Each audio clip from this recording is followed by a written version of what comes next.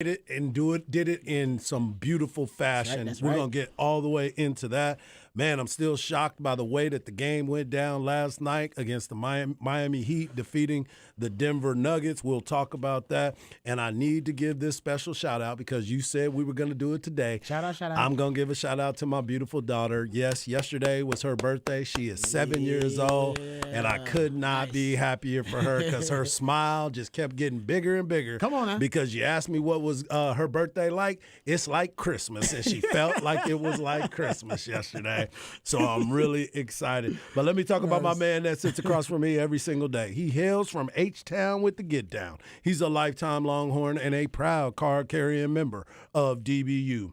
Legendary Lifetime and College Football Hall of Fame Longhorn Derrick Johnson said he was the best cover corner he had ever seen. He's a former NFL DB that still has that passion for film study, but he's not a fan of white condiments. But he is a fan of you, the listeners. He is my man and yours, Rod Babers. I appreciate that intro, as always. Let's not waste any time introducing the real MVP, one of the hardest working members of the ARN family. He's got a hustler spirit, period. We don't know what he's paid. We do know that he's underpaid. It's Patrick Davis, y'all. What's up, Patrick? Doing good, doing good. All right, it is obviously jam-packed show. A lot of stuff from the weekend to cover. You can be a part of. You're the post of it, so hit us up on the Specs text line 512-337-3776. You also can hit us up via Twitter. My man Harge is at Hardball Harge in the Twitterverse. My man Patrick Davis at It's Patrick Davis, and I'm at Rod Babers in the Twitterverse. All right, we'll get to Texas baseball. Harge, I'm sure you are very proud of the Texas baseball team, and yeah, I mean they.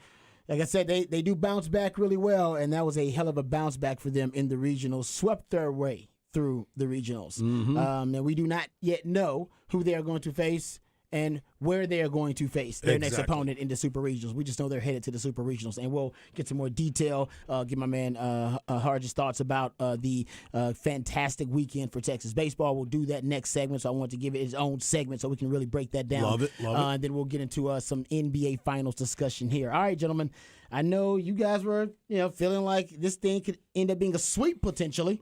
You guys were feeling real confident. Well, it won't be a sweep officially, but you did say gentlemen's sweep. We did say gentlemen. Do you still feel, I'll say this, I'll just ask this question, open to the discussion. Do you still feel, after watching last night's performance and the adjustments by the Miami Heat on the road, really impressive win, do you guys still feel like a gentleman's sweep is the appropriate prediction? Me personally, You gonna stay at with this it? very time, I'll give you a chance to absolutely. waffle. Absolutely. No, I firmly believe that Still this having is it. still going to be a sweep. And you sit and you look. Don't forget, they had to come from behind in the fourth quarter to make that happen. They did. So the Denver Nuggets still, to me, have control. Now, we're all excited about it because now we're like, okay, at least we get 5 games. We don't have to just go through 4 games. So I'm expecting the next game in Miami to be a little bit different than what we saw. And I understand, too, when you look at the Miami Heat and what they were able to do and the way that they went about their business,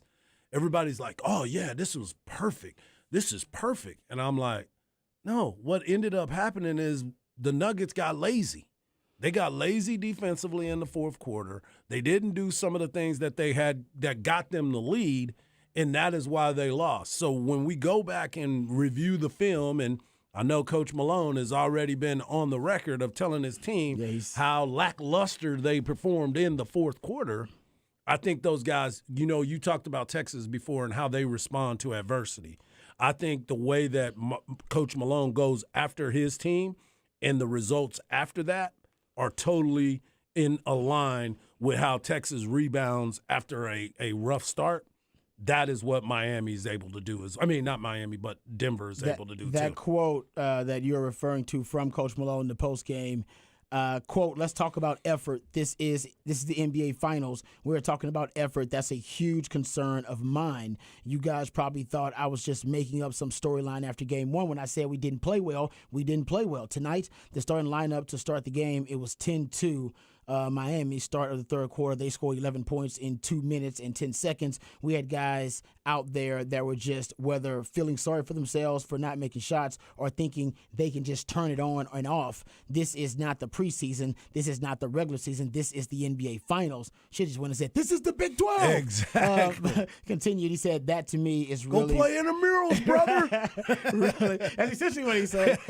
He said, "That to me is really, really perplexing, disappointing. I asked the team, you guys tell me why they lost, and they knew the answer. Miami came in here and outworked us. We were by far our least disciplined game of these 16 or 17 playoff games, whatever it is now. So many breakdowns. They exploited, every one of our breakdowns and scored." So that's the quote you're referring to. So yes, Coach Malone was very, very critical of his team.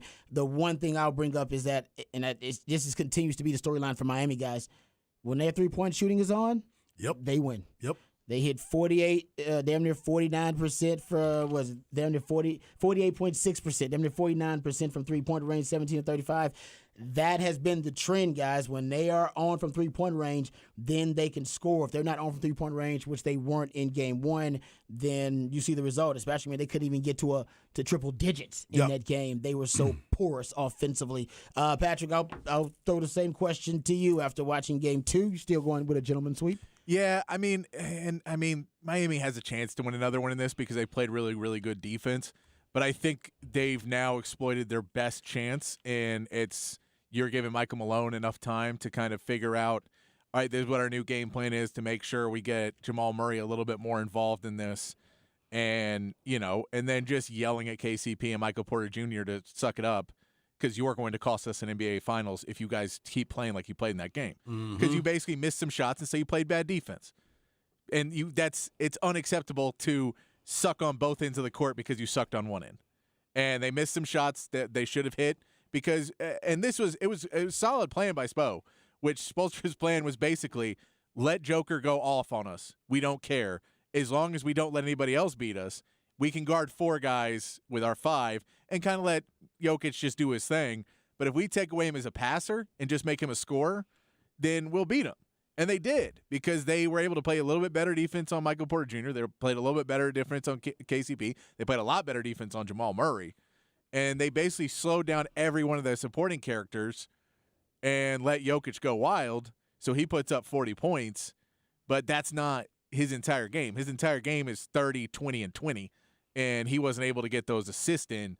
I believe he only had 4 assists in that game. Yep, just 4. That was his lowest total of the playoffs. Yeah, so it was a good plan, but now you have more time to prepare for it, some more plays drawn up, and I think we'll see the defense step up a little bit more for Denver, and then it goes back to the chess match. If Denver scores 5 more points in that game, they win. And if they stop them from hitting just some of those wide open threes, I don't think Kevin Love's going to play as well as he did. I mean, you saw him come out and have a good game, but that's a guy that has not been very consistent as of late. Duncan Robinson can play really good, but he's not consistent. And that's where it comes in, is Denver has just been way more consistent this season than Miami. So to believe that Miami will be 3 out of the next 6 games consistent or hot doesn't lay. Yeah, I mean, it is interesting, though, because I don't know how the Heat survived they gave up a 29-8 run at one point and a 40-14 run at one point and won the game.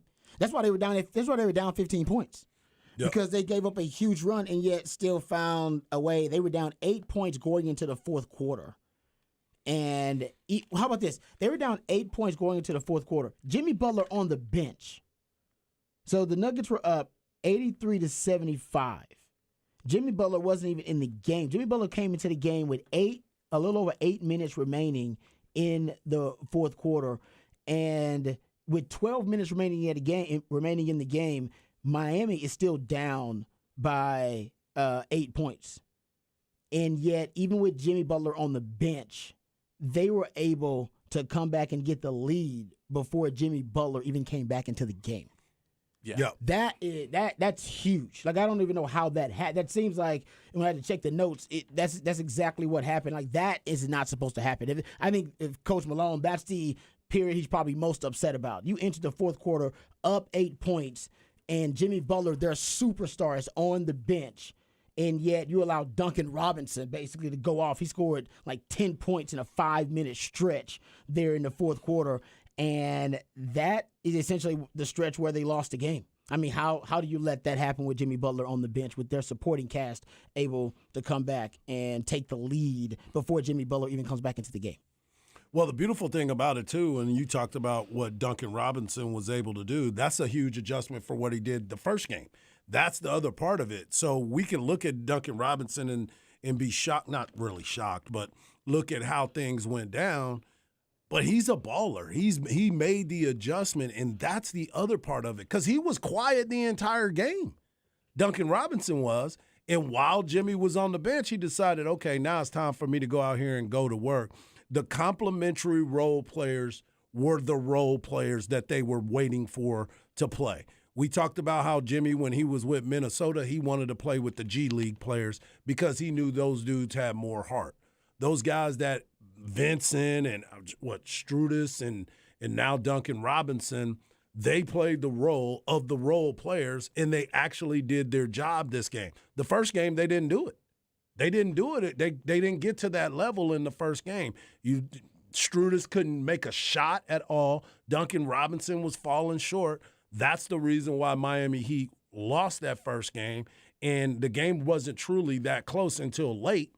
But you look at what happened this game, they played their role, and they were efficient in their playing time. To the point that Patrick brought up, and to the point you're talking about the role players, Eric Spoelstra started Kevin Love. Yep. Which was a nice adjustment. I don't know if it was a big adjustment. It was a nice adjustment. It was last night. But yeah, he put him in the starting lineup, and then he ended up guarding Aaron Gordon. Jimmy Butler switches up on Murray, and Jimmy Butler was able to put a lot more pressure on Jamal Murray. That was a big part of why Miami was a little bit more effective defensively, at least able to shut down the secondary and tertiary options. Other than Jokic, because Jokic got his, and I agree. It's interesting because to Patrick's point about the 4 assists, that 4 assists only led to 9 points. Yep. His 14 assists in game 1 led to 31 points. That's a big difference, man. Like that. If you got to pick a poison between Jokic and we'll get to this sound because Eric Spoelstra, he went viral because a reporter asked him about essentially the theory that Patrick brought up of, hey man, make him a scorer or make him, a distributor. Don't let him be both. Just don't let him be both. And if you could pick one, let him be a scorer, not the distributor. Eric Spoelstra in the post game. We have this sound, Patrick. Here's Eric Spoelstra in the post game. The question I think is in audio. Hey, Coach. Ramona Shelburne, ESPN.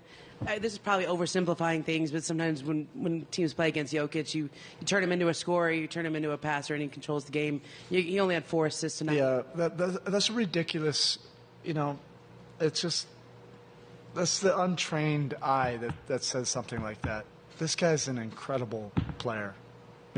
Twice in 2 seasons, he's been the best player on this planet.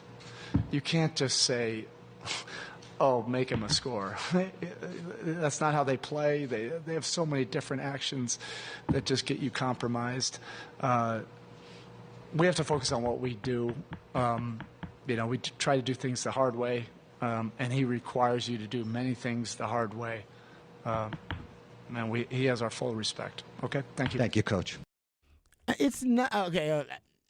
I don't know why he took such offense and why it was such an affront to his basketball acumen for Ramona, because she even phrases it by saying this is a relatively simple way of saying it. I believe I'm sure I'm paraphrasing, so she understood like it's overly simplistic, but the working theory is that Jokic as purely a scorer, predominantly a scorer more so than a distributor or both, it short circuits the Denver offense.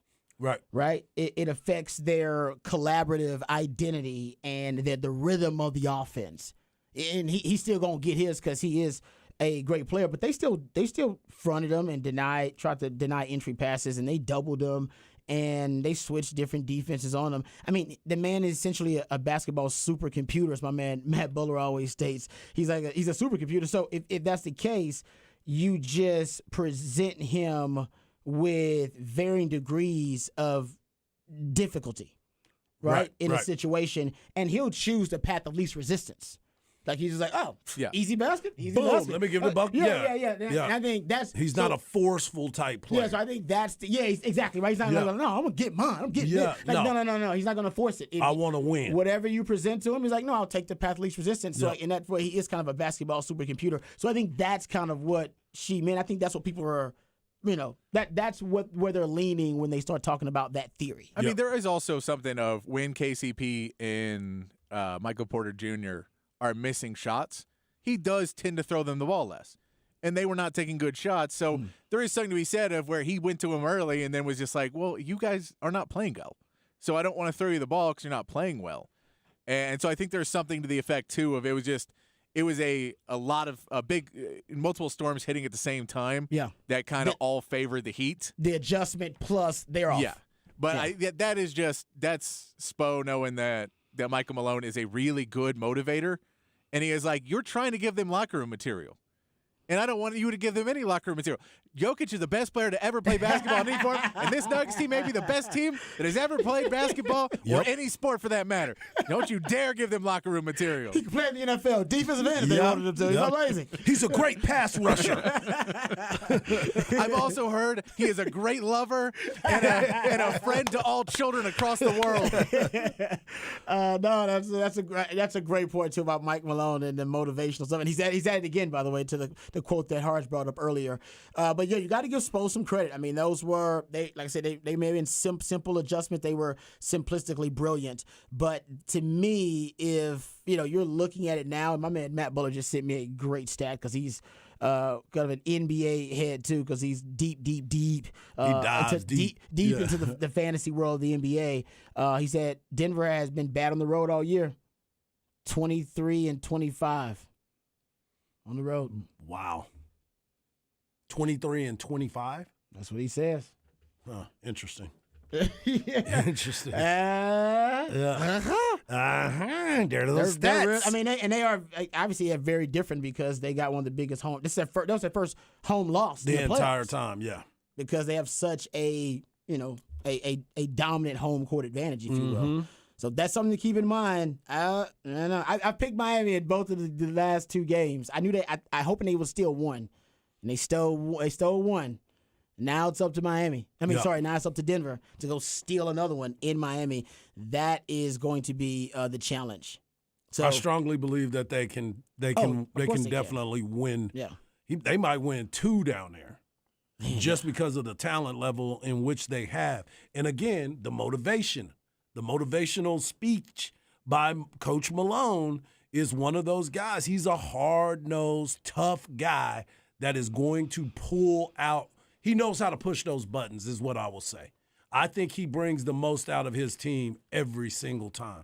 Every time you've heard him talk after a loss, it's been about their lack of effort on defense. He never says anything about scoring.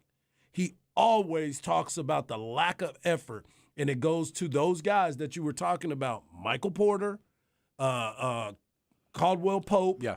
And it's not Brown. Yeah, it is Brown. Yeah, Bruce Brown. Bruce Brown. He gets on those guys every time. He don't say nothing to Joker. He doesn't say nothing to Murray. But it's all those role players that we were talking about that showed up for Miami. I know and you brought the motivation. I just don't think he can pull. The motivation card is tougher for him to pull against arguably the greatest underdog in the history of the NBA Finals. So you know what I mean? Like, they all dog. It's all dog. Like there's no question Denver has the talent advantage. It's not, honestly, the talent advantage. The disparity between the two is immense. I mean, it's probably one of the greatest talent disparities we've seen in the NBA Finals period, because all the undrafted free agents and all that kind of stuff. Right. But man, I don't know. There's something about this Miami team. There's no question it is. Yeah. Guys, I mean, how about this? They have the most wins in the NBA playoff history for an 8 seed now. And how about this little stat? This is crazy. They also have now the most wins when trailing by at least 10 points in the playoffs. So by the way, that's the most in the last 25 years. Yep. That's amazing. And when they That's an amazing stat. Like I don't know how I'm telling you, man. Their point differential in the fourth quarter this year, unbelievable. How about this? Their point differential in the playoffs this year. They're -1 in the first quarter, -11 in the second, -12 in the third, plus 90 in the fourth.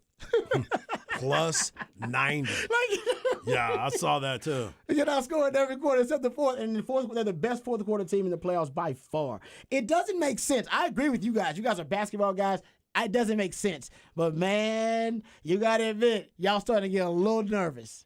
Just a little No, I bit. mean, I'll say I love that. Because you said that first game, they probably should have stole it. They should have stolen it. Because they had their defense play As well. a basketball fan, I love it because if Denver won these two games handily, then this is a boring finals. That's true. And we know it. So I love it because it's fun to watch. I picked Denver. I want it to be a good series, though, because I enjoy watching basketball. So if I'm wrong and it's a good series, awesome. I can win either way on this one. I can't win if Miami blows them out every game. Right. Then I'm just wrong and it's bad. But I don't think that's going to happen either. No. But I was thoroughly enjoying it last night because you watch them, and every time that Denver looked like it was going to be over, Miami found a way to claw back into it. And they just figured out, and a stat that blew my mind was the points off of turnovers and the points on fast break points. Because normally in your points off a turnover, you're going to have a lot of fast break points, right? So they had 23 points off of turnovers, Miami did. They had 5 fast break points. Yep. So those numbers don't normally go together, that you're getting turnovers and then not getting down the floor. Yeah. But they are basically slowing it down so much to try and find these shooters You're right. that it's just a weird stat that you just don't normally see teams do very well off turnovers, get 23 points on 14 turnovers. Pretty good. But that's not on fast breaks. Right. That's on them slowing it back down, getting back down, making smart plays, and hitting shooters. And when they're scoring, that works. The problem is if you're not hitting shots, that style of play drastically kills you because now your points off turnovers drops immensely. Yeah, that game, actually, just speaking of pace, if you look at basically the the possessions per team, it was 86.5. That was the slowest paced game of the postseason for Denver, and the second slowest paced game of the playoffs. Period. So I think it was in Miami's. It was more of an advantage to Miami that they kind of slowed the pace, screwed and chopped that thing down to a crawl. But honestly, I'm about to go down. No, and I mean, if you think you have an offense that can work, then you want to set up your half-court offense. And they thought they had an offense to go, okay, we can get guys around. I mean, they were pump faking way too much in the first half, but it worked sometimes. But they have an offense that can work in a half court, so I get why you do it. It's just you don't normally try and slow the game down that much when you're the underdog. That you're right. They are doing a lot of unorthodox things. Nate says Miami is the gentleman in the gentleman's sweep. Yep. Yeah, there are people that just love Miami, man. I get it. I get I'm some not people love feeling it, it, man. My boy is a Miami fan, and he You know told what? me, he's like, "Are you pulling for Miami or not?" Someone send that to Michael Malone. Yeah. You don't want to say it to Mike Malone. No, I'm actually just happy that it is 1-1 at this point. I thought Denver was going to win too. I was rooting for Miami. You guys know, I've been talking about that. But I thought Denver was going to. I still think Denver's probably going to win it. But I got to say, I picked Miami in the first 2 games. I said I knew they were going to steal one of them. But yeah, the next 2 is going to be interesting because Denver's not good on the road. Hey, Not and at we all. also going to Not see good on the road. there was a rumor Tyler Hero would come back for game 2. Now the theory would be he would come back for game 3. Does this give Miami a boost? Is he able to start hitting shots at that level? Is his defense going to be at the same level of what they're playing? I mean, it adds in a wrinkle when we get to Wednesday. Is you may be adding back a guy who was your secondary scorer in the regular season. Even more that we just forget all about the Tyler Hero storyline because it just hasn't mattered in so long for them. Because guys like Duncan Robinson, who basically weren't in rotation, have stepped up to fill that spot very well. So you just don't think, oh, yeah, there's this gaping hole at offense. But the question is his defense going to be good enough, or you have to play him less minutes because this is really a lot about playing defense on the best offensive team in the league. Yeah, and how do you defend the best player in the league? Right. I'm sorry, I'll say it. I'm sorry. Go ahead, say it I know again. Joel Embiid won he won the MVP, but Jokic Hey, he ain't playing right now, is he? Exactly. He gone. I think we all agree now, like in retrospect, Jokic is a better player. All right, so let's get to Texas baseball here on the other side, gentlemen. We'll pick my man Hardball's brain about Texas baseball. Their sweep of the regionals now headed to the Supers. We'll also check on the Specs text line 512-337-3776. All that and more right here on Ball Don't Lie on 104.9 The Horn.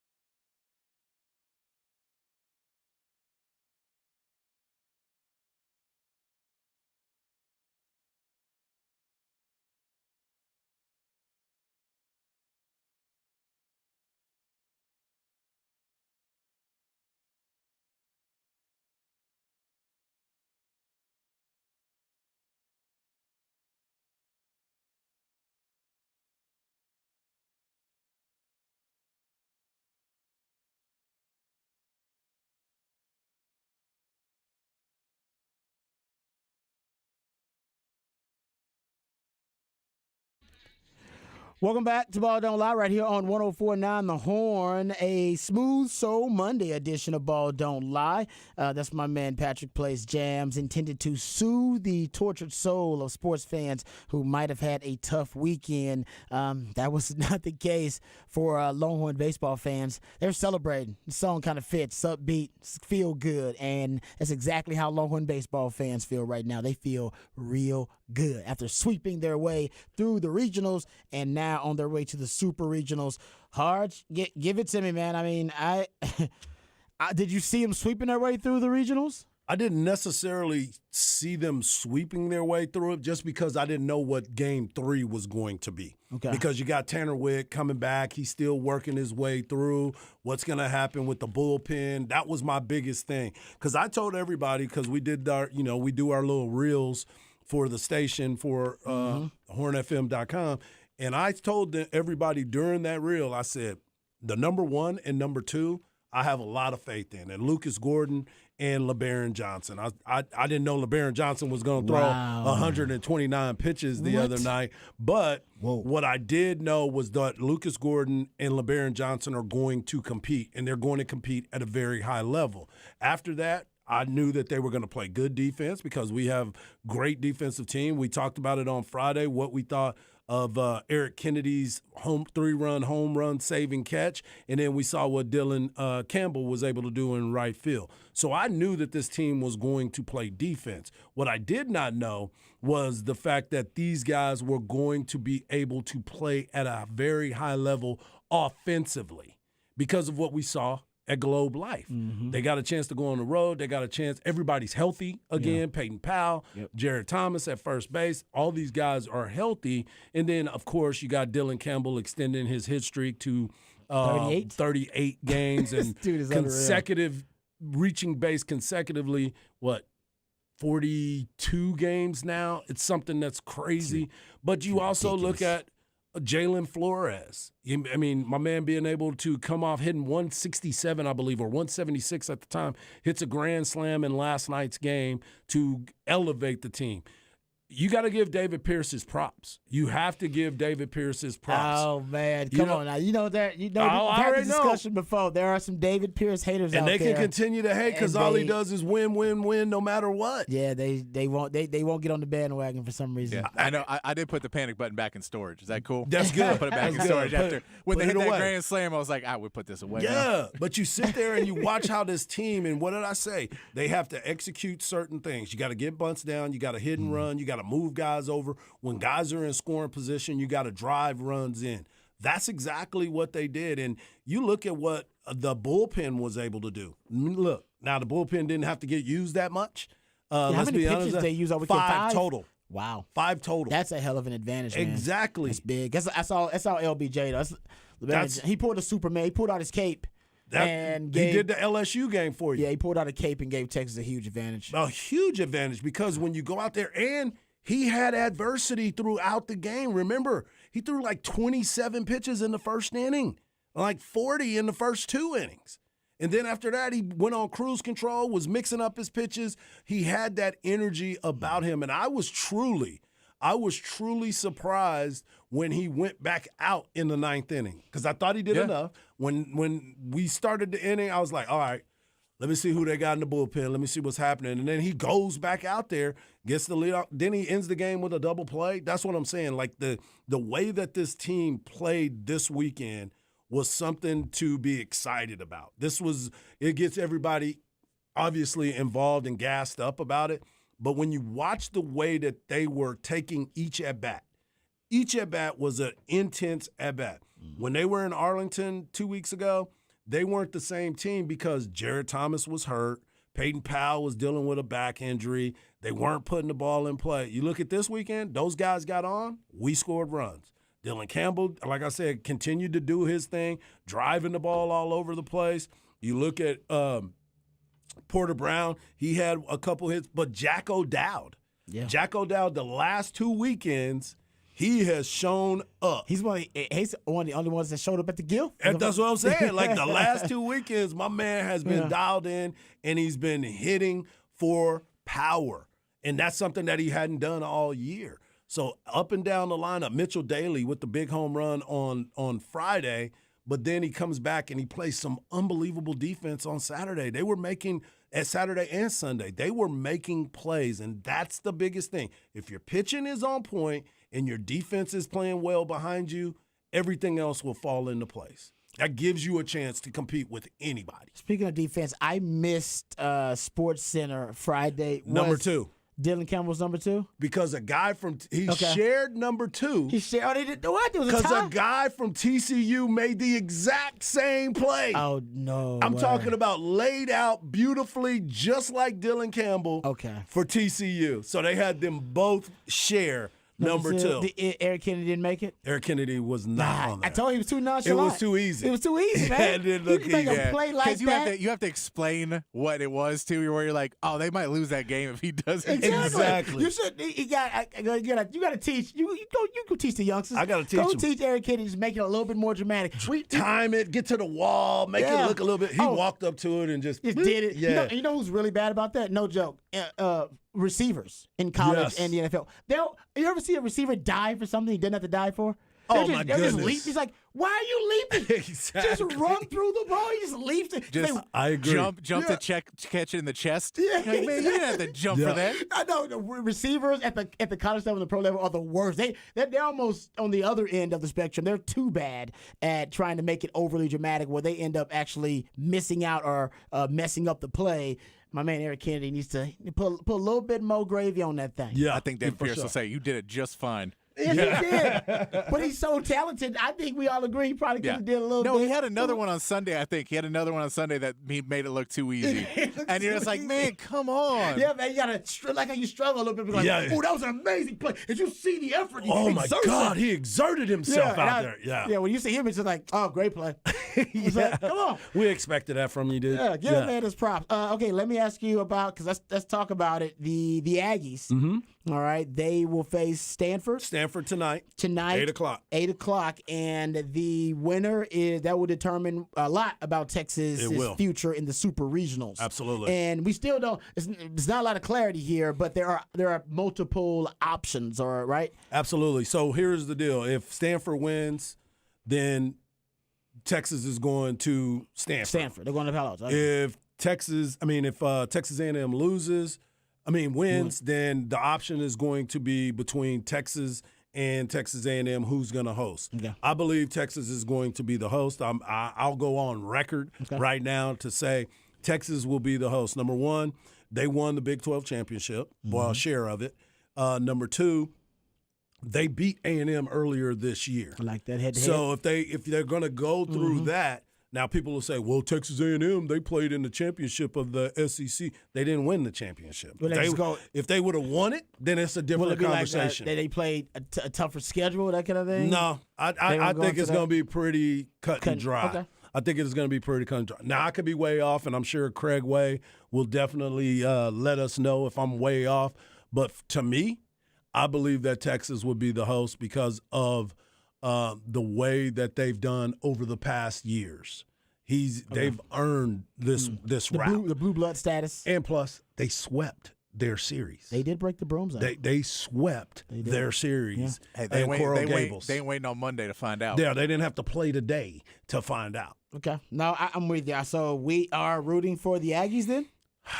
I mean, it's as much as that sounds Well, and awful. Stanford's a better baseball team, right? And a Stanford's lot of what, people- top 10? Yeah, What? Stanford is one of the Number top 8? teams, and they've been to the College World Series quite a bit too here recently. So okay. Yeah, so yeah, I it seems mean, pretty simple. You're rooting for the Aggies. on the surface, but I mean, I'm talking about your gut. I love how you gave it. I'm Just talking about your admit gut. it. Your gut. Everybody's like, I can't do it. I have no problem rooting for the Aggies. I've said it before. I root for the state a lot of the time, and then I root for the conference a lot of times. I got no problem unless they're playing Texas. Yeah. I got no problem rooting for the Aggies. So yes, I will root for the Aggies. And they just said somebody just Stanford. D. Fry just sent in and he said, "Hey, Texas has a better RPI as well." Yeah, and I believe, and shout out to Fancy Boots, who always does a great job. And if you don't follow her, you should. What are you waiting on? Yeah, she's she's worth a follow. She's a star in the Twitterverse at Texas Fancy Boots. She's the one that broke it down and said the Directors Cup also There's in some the Directors mix. Cup ramifications to this. She said for Texas to have a Directors Cup three-peat, you got to root for A&M and Oklahoma. Oklahoma won today. They beat the women in softball. So we good on Stanford got beat today. So we good on Yeah. that. So yeah, she By was the saying way, that's 50 straight games in a row for Oklahoma softball, by the way. they are a juggernaut. Somebody just said that they need to be drug tested. Oh yeah, They need to test it. Honestly, I'm sorry, ladies. That's a compliment. Yeah, Yeah. I'm all for it. I mean, you know, Yeah. even I have watched Oklahoma softball before because it's crazy. Yeah, if the NFL was in charge of drug testing, they would have been drug tested pretty much like 20 times this season. Yeah. No, it is. It's unbelievable. So okay, so that's taken care of. Yep. And now you got to root for A&M to beat Stanford because if they eliminate Stanford, basically the way it breaks down with the Directors Cup, I believe Texas just a few points behind Stanford. Mm-hmm. And then you would have those two Stanford sports coming up short.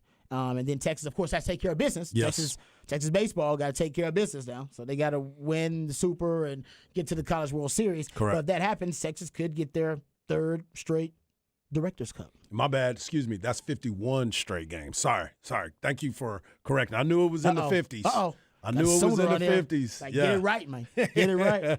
No, it is. Yeah, I mean that's a very impressive number. So yeah, I mean now at Texas we care about the Directors Cup. So Yep. there you go. There it is. That's thing. amazing. It's a thing. It's now. amazing that we're actually talking about a Directors Cup for the third straight year. It is very impressive, but I will admit we didn't care about it at all when we weren't winning it. Exactly. Now that we win it, we're like, this is important. I remember This the is first very important, conversation very that we had.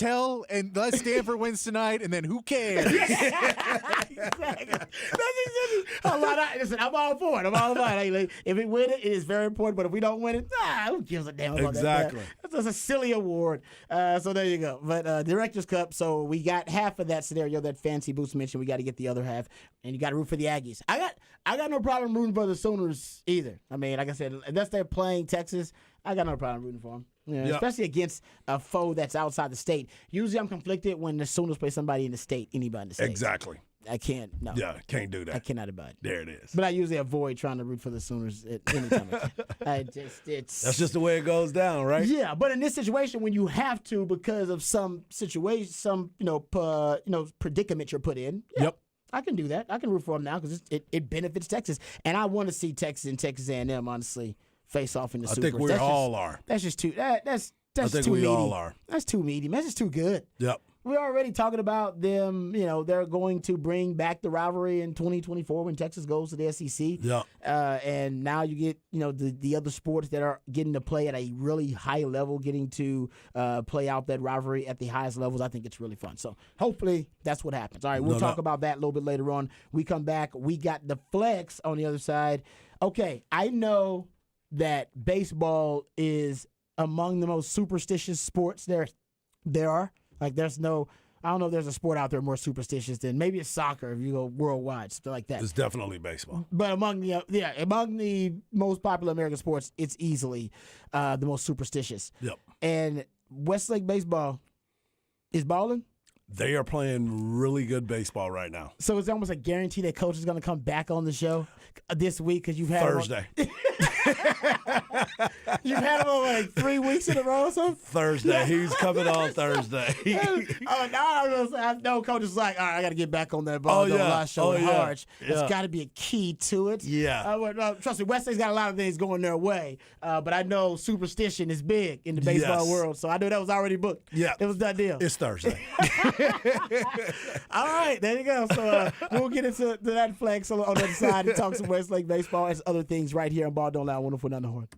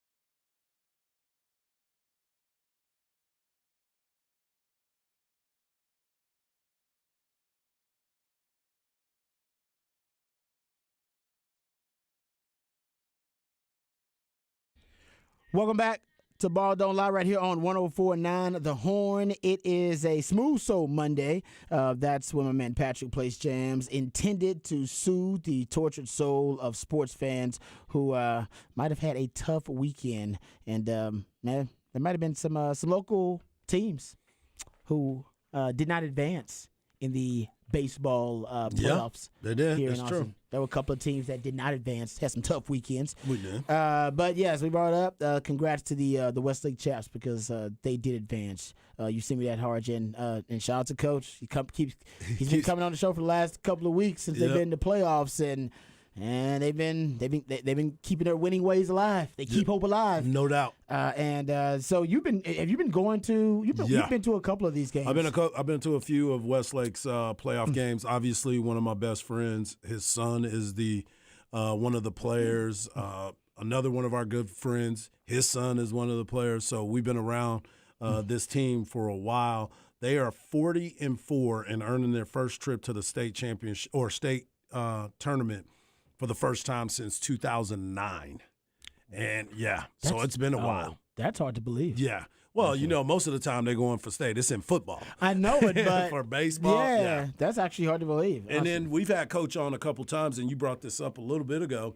You think about the experience and the seniors that are on this team. This is a senior-laden team. I think there's 24 seniors on this team. So for them, and there's a couple, I think there's 4 or 5 guys that played on the football state championship team too. So you start bringing all these guys together and you getting that energy that they bring every single week.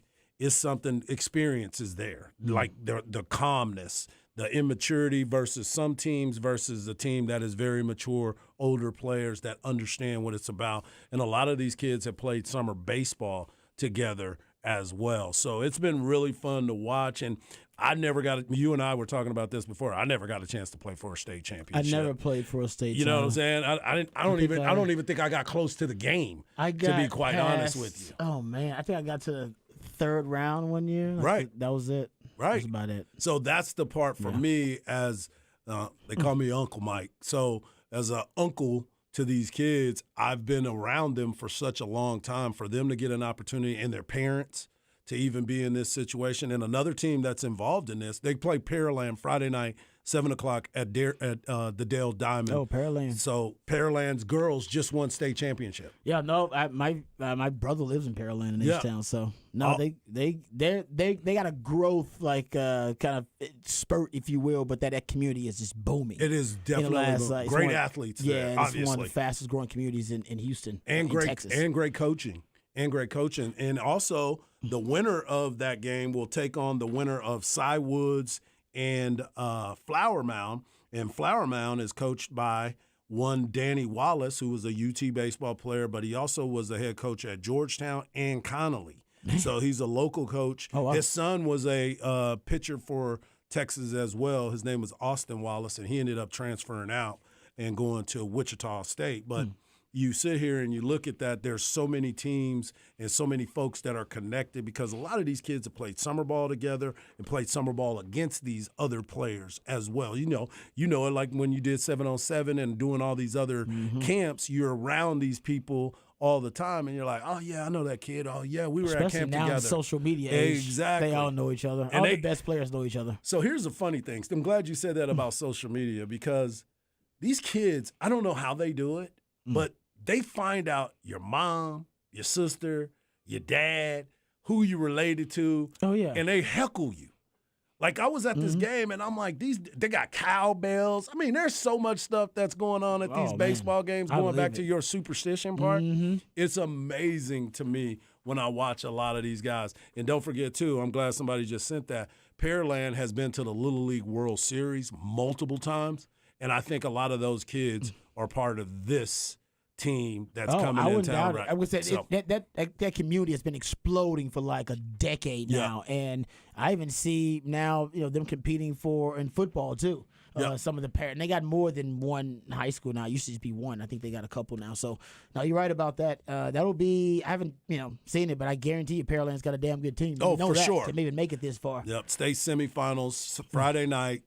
7 o'clock at the Dell Diamond. It's going to be a fun. lot of fun. Yeah. I'm excited because, Dell Diamond, there's going to probably be about 10,000 people there. I think the entire city of Westlake. That's why I called it its own city. Westlake is going to be they're happy. They're happy about that. That's the way they want you to call them their own city. They got their own ISD. They got their own police. There you go. Right? They're their own city. But no, I would say that Pearland's going to travel really well too. For sure. There's They no were doubt. just here this past weekend for the girls. Pearland's going to travel. Yeah. So I'm with you. I bet it'll be a big. It's I bet gonna they'll be have a big numbers, madhouse. Yeah. big numbers there at Dell Diamond. All right, nice breakdown. Go ahead. Sorry. I talked to coach. I talked to Chris Amadeus, the president of the Round Rock Express, and I asked him about it, and he said, "This is my favorite time of the year, is high school championships being played at the Dell Diamond because." He's had kids that played high school baseball, college baseball. He's been around a lot of the kids, and you'll see a future major leaguer on one of the teams. It always happens every single year. I could believe that. You play in the state championship, there's a future major leaguer that has played in that championship game. And I bet not only that. I mean, some of these guys, I'm sure, have futures with either playing at the next level in college or gonna get drafted potentially too. For sure. How many games are played at the Dell Diamond? Do we know? I think there's like 4. Okay. Like I'm talking about 4 championships. Yeah, that's what I'm saying. Yeah, but there's in each level there's 2 games that are played to get to that game. So you play like 8 something a game. Yep. Yeah, it's a lot of. And can you stay all day? Oh yeah, they got passes for all day too. Is they all day? Yeah, that's pretty cool. Yeah. All right, go check out the Flex, FLXATX.com, FLXATX on all of your social media platforms. We come back, we'll go behind the burnt orange curtain and talk about Huff Daddy and his nomination for the College Football Hall of Fame. Also, Athlon Sports has their Big 12 predictions. Also, college football quarterback rankings. We got a lot of random football conversation to get into, so we'll have it next right here on Ball Don't Lie on 104.9 The Horn.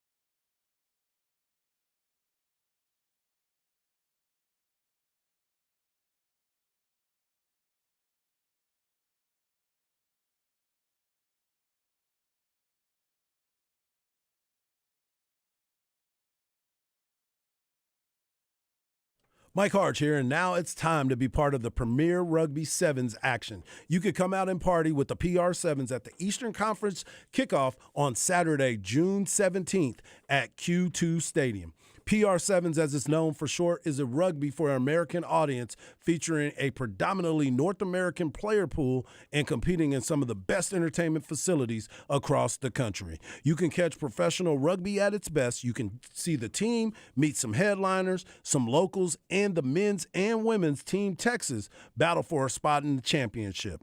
Don't miss our ultimate fan fest experience with games, fun, drinks, music, and so much more. And it's all at Q2 Stadium, June 17th. You can get your tickets today at prthewordsevens.com. That's prthewordsevens.com.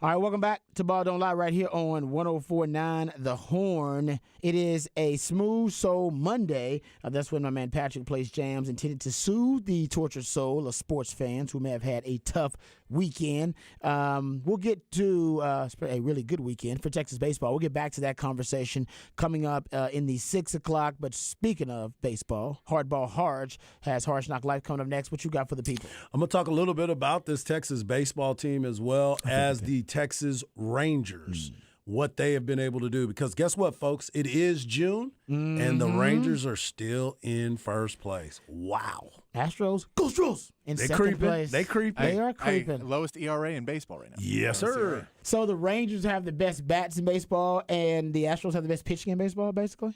That's what it seems like. Looks like right now. They are That's scoring crazy. a lot of runs in the They state have. of Texas. We love baseball I'll in the tell you state what, of Texas. that'll make Wow. for a fun matchup this season. Oh, no doubt. Best hitters versus the best pitchers. I love it. I can't wait.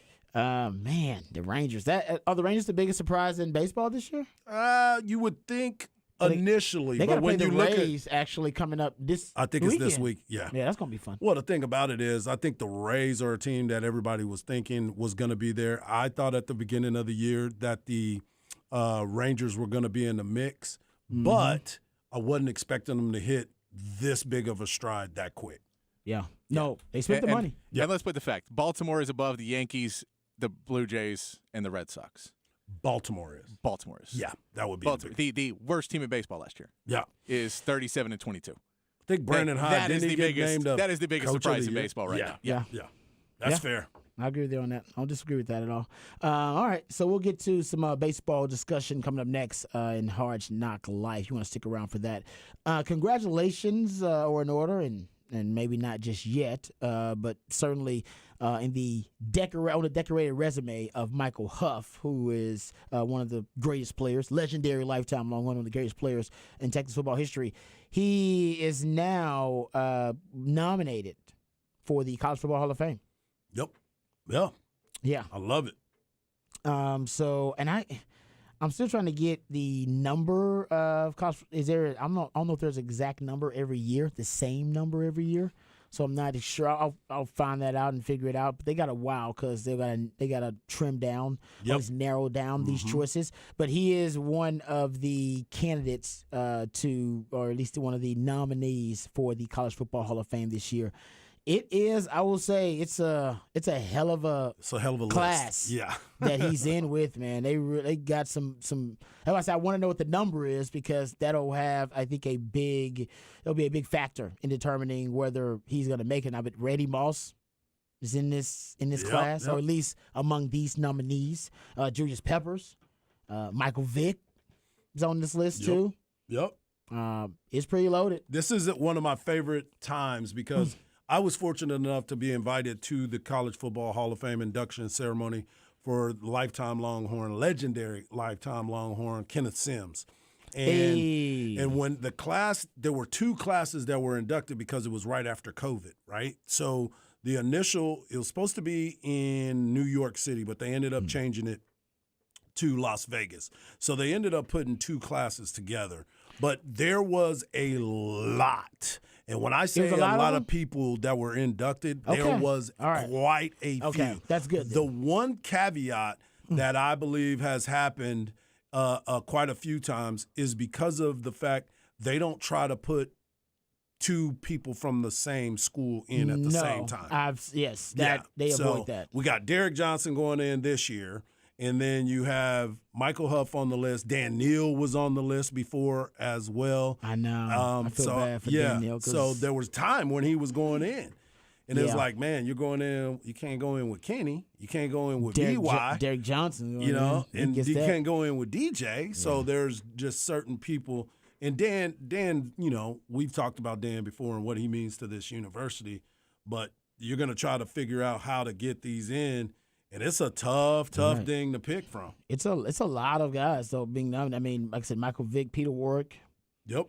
Is on this list. Two of nominees: Terrell Suggs, Takeo Spikes, really good player. Kevin Smith, the cornerback from A&M. Really, Alex Smith. Number one overall pick. Yeah. Like I said, it's kind of a who's who. Simeon Rice is on here. Antoine Randall L. really good players. Michael Orr. Yep. Tony Romo went in with Kenneth Sims. They were sitting right next to each other. Yeah, because Tony Romo won. What is the equivalent? Is it the Walter Payton? What is it? It's the Walter Payton. Is it the Walter Payton? Yeah, Award? I think that's what it's Equivalent of called. it? Is that what it's called? I think It's the one equivalent double of the A, Heisman right? at that level, Yeah. or whatever, to be the best player. I Yep. think I could be wrong about that. FCS or whatever it was. Yeah. Terrence Newman is also Kellen Moore.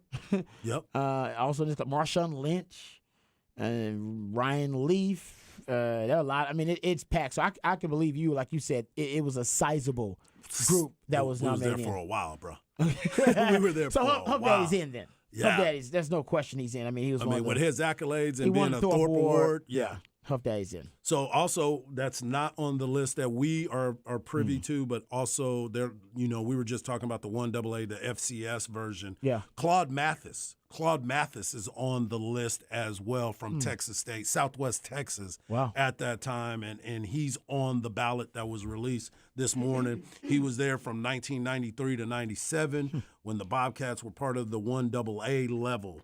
And he is the only Bobcat that is on the current list. So it is going to be something, too. Because here's the criteria for those that are always asking, how do you get on that list? Justin Blackman's on there. And that's another guy Justin Blackman's was gonna a make it. freak. He was a freak. Dude, he won the Biletnikoff twice. Yes. Twice. 2 times. Like, what the twice? He's like Ric Flair, 16-time champion. You know what I'm saying? So, but here's how you do it. A player must receive first-team All-American recognition by the selector that is recognized by the NCAA and utilized to compromise for all All-American teams. A player becomes eligible 10 full seasons after his last year of playing football. Okay. So in addition to all that, you got all kinds of citizenship too. You got to be a good citizen as well. So they got to make sure that you are vetted by that No, time. once you're in, right? They can't. Once take you're in, no, that's what I'm saying. Yeah, Like yeah, up once you're in, until right? that point. So OJ's still in there. OJ's still in there, dog. Okay. Yeah, Yeah. Because he was accused. He was acquitted on that, man. Well, he still went to jail for Yeah, other I know, stuff. I'm He just was kidding. jail for kidnapping. Yeah. And other No, he stuff. stole Stole his his- college football Hall of Fame stuff back. Yeah, he got all that stuff. His Heisman back. too, right? His Heisman. Somebody had his Heisman. He kicking in doors like Said B used to when they took his TV. Said was going to get his TV, dog. But yeah, so that is the other part. And here's the other caveat. For all the coaches that are on the list as well, Okay. remember, there might be an exception coming up for Mike Leach. Yeah, because he hasn't won 60% of his 60% games. of his games, And yeah. I think he's at 59. Yeah, like as close as you could possibly Point be. there, yeah. I think I think if you round up, he would be there. I think Yeah. it's like a little at 59.5 or something. Yep. But that's a good point too about the Mike Leach. If he can't be in the College Football Hall of Fame, then your Hall of Fame loses a lot of A credibility. lot of street cred is Yeah, gone. you better make some exception, put a loophole in there or something. Yep. But yeah, listen, this is my story about Huff Daddy, just really quickly. I love it. And it's not necessarily a story about Huff Daddy. Huff Daddy was fantastic here as a player, and everybody remembers how great he was. But when I came to Texas in 1999, man, the Big 12 was a very different league. And hell, man, they were still running triple option in Nebraska. Mm-hmm. When I came into the Big 12, I had to defend the triple option as a nickelback when I came into the league and we played Nebraska. And then, speaking of Mike Leach, Mike Leach comes along with Bob Stoops. Bob Stoops saw that air raid offense when he was the DC at Florida, saw it when he played Kentucky, and said to himself, anytime I become a head coach, I'm bringing that offense with me. 'Cause Yep. my defense is unstoppable. That offense, that's the only offense that's ever made stupefied me. Gave me problems. All right, Yeah. gave me nightmares at night trying to figure out how to stop the air raid. So he brought it with him to Oklahoma, and when he came in 1999, and Mac was here in '98 already. That was also the year. That's the only year I beat Oklahoma. That was also the year that Mike Leach up the dummy script Yep. for Tom. Dropped it off. For Tom Herman and company, and they found it. That's how we ended up down double digits in that Quickly. game because Carl Boris and company were following the dummy script, and finally the dummies realized it was a dummy script, and we are the dummies. All right, and then Texas ended up winning that game. But I digress. That was, the beginning of the air raid into the Big 12, and then Mike Leach goes to Texas Tech, and then the next year they win the national title running the air raid offense in Bob Stoops' second year. And in 2000, and like I said, I think it was coincidence, a confluence of things. But Coach Mac Brown brings in Coach Dwayne Aquino and tasks him with figuring out a way to match up with Oklahoma's new air raid. It's like, man, we got to figure out a way to match up to this. All right? Because if we don't, they about to take over the Big 12. They did it anyway. But we won't have any way to combat it. And Coach Aquino has a brilliant idea. He says, you know what? I'm only going to put guys on the field that can cover, because the one thing that air raid will expose if you can't cover. Now, everybody's got to be able to tackle. Everybody's got to be able to cover. That's it. We're not going to have one guy that can just cover and one guy who's a great tackler. If you can't cover and you can't tackle, you can't be on the field. I need 5'2" DBs everywhere, which is why when he came in 2001, Everett Withers had left. They also started recruiting defensive backs, a different type of defensive back, guys like Huff Daddy. All right, in that class, that 01 class, you got Cedric Benson, you got DJ, and you got Huff Daddy. Huff Daddy and Derek Johnson represented a change in philosophy for Texas defensively. And you'll notice after that the defense started looking different. Sure did. Rob, you had big shoulder pads, clunky looking. Guys like Derek Johnson and Michael Huff and Cedric Griffin, and see these long ranges. Like, these guys look like NFL players out there. When Robbie was playing, it was like me, Ahmad Brooks. When we played in the NFL, y'all had big shoulder pads. We had big shoulder pads. We didn't look the part. You know what I mean? Right. But we were the part, because part of the transition when Coach Aquino came in, he took a safety in Quentin Jammer and moved him to corner. He took a corner in Ahmad Brooks and moved him to safety. And everybody thought he was crazy. It's like, so your corner is bigger than your safety? Doesn't make any damn sense. He put nasty Nathan Vasher, an athlete from high school, at safety and at nickel to try to figure things out. And he put me at corner. And essentially, he had got everybody on the field could cover, everybody on the field could tackle. And 3 of those 4 guys played safety and corner. I just played nickel and corner. And that I don't know if he knew he was on the verge of, but he was on the verge of positionless football. Mm-hmm. He was looking for those types of players. And remember, Derek Johnson was way ahead of his time. When Derek Johnson got to the NFL hadn't caught up to Derek Johnson's skill set yet. He got to the NFL and had most of his all-pro selections and most of his Pro Bowl selections in the latter part of his career, because the NFL became a pace and space spread offense league about 5 years after he was in the league. And the Big 12 was way ahead of that with the air raid and the pace and space. And that's ultimately, if you don't do that, you don't win the national title in 2005, because that transition started recruiting defensive backs like Huff Daddy and Cedric Griffin, and hell, A. Ross is in that conversation too.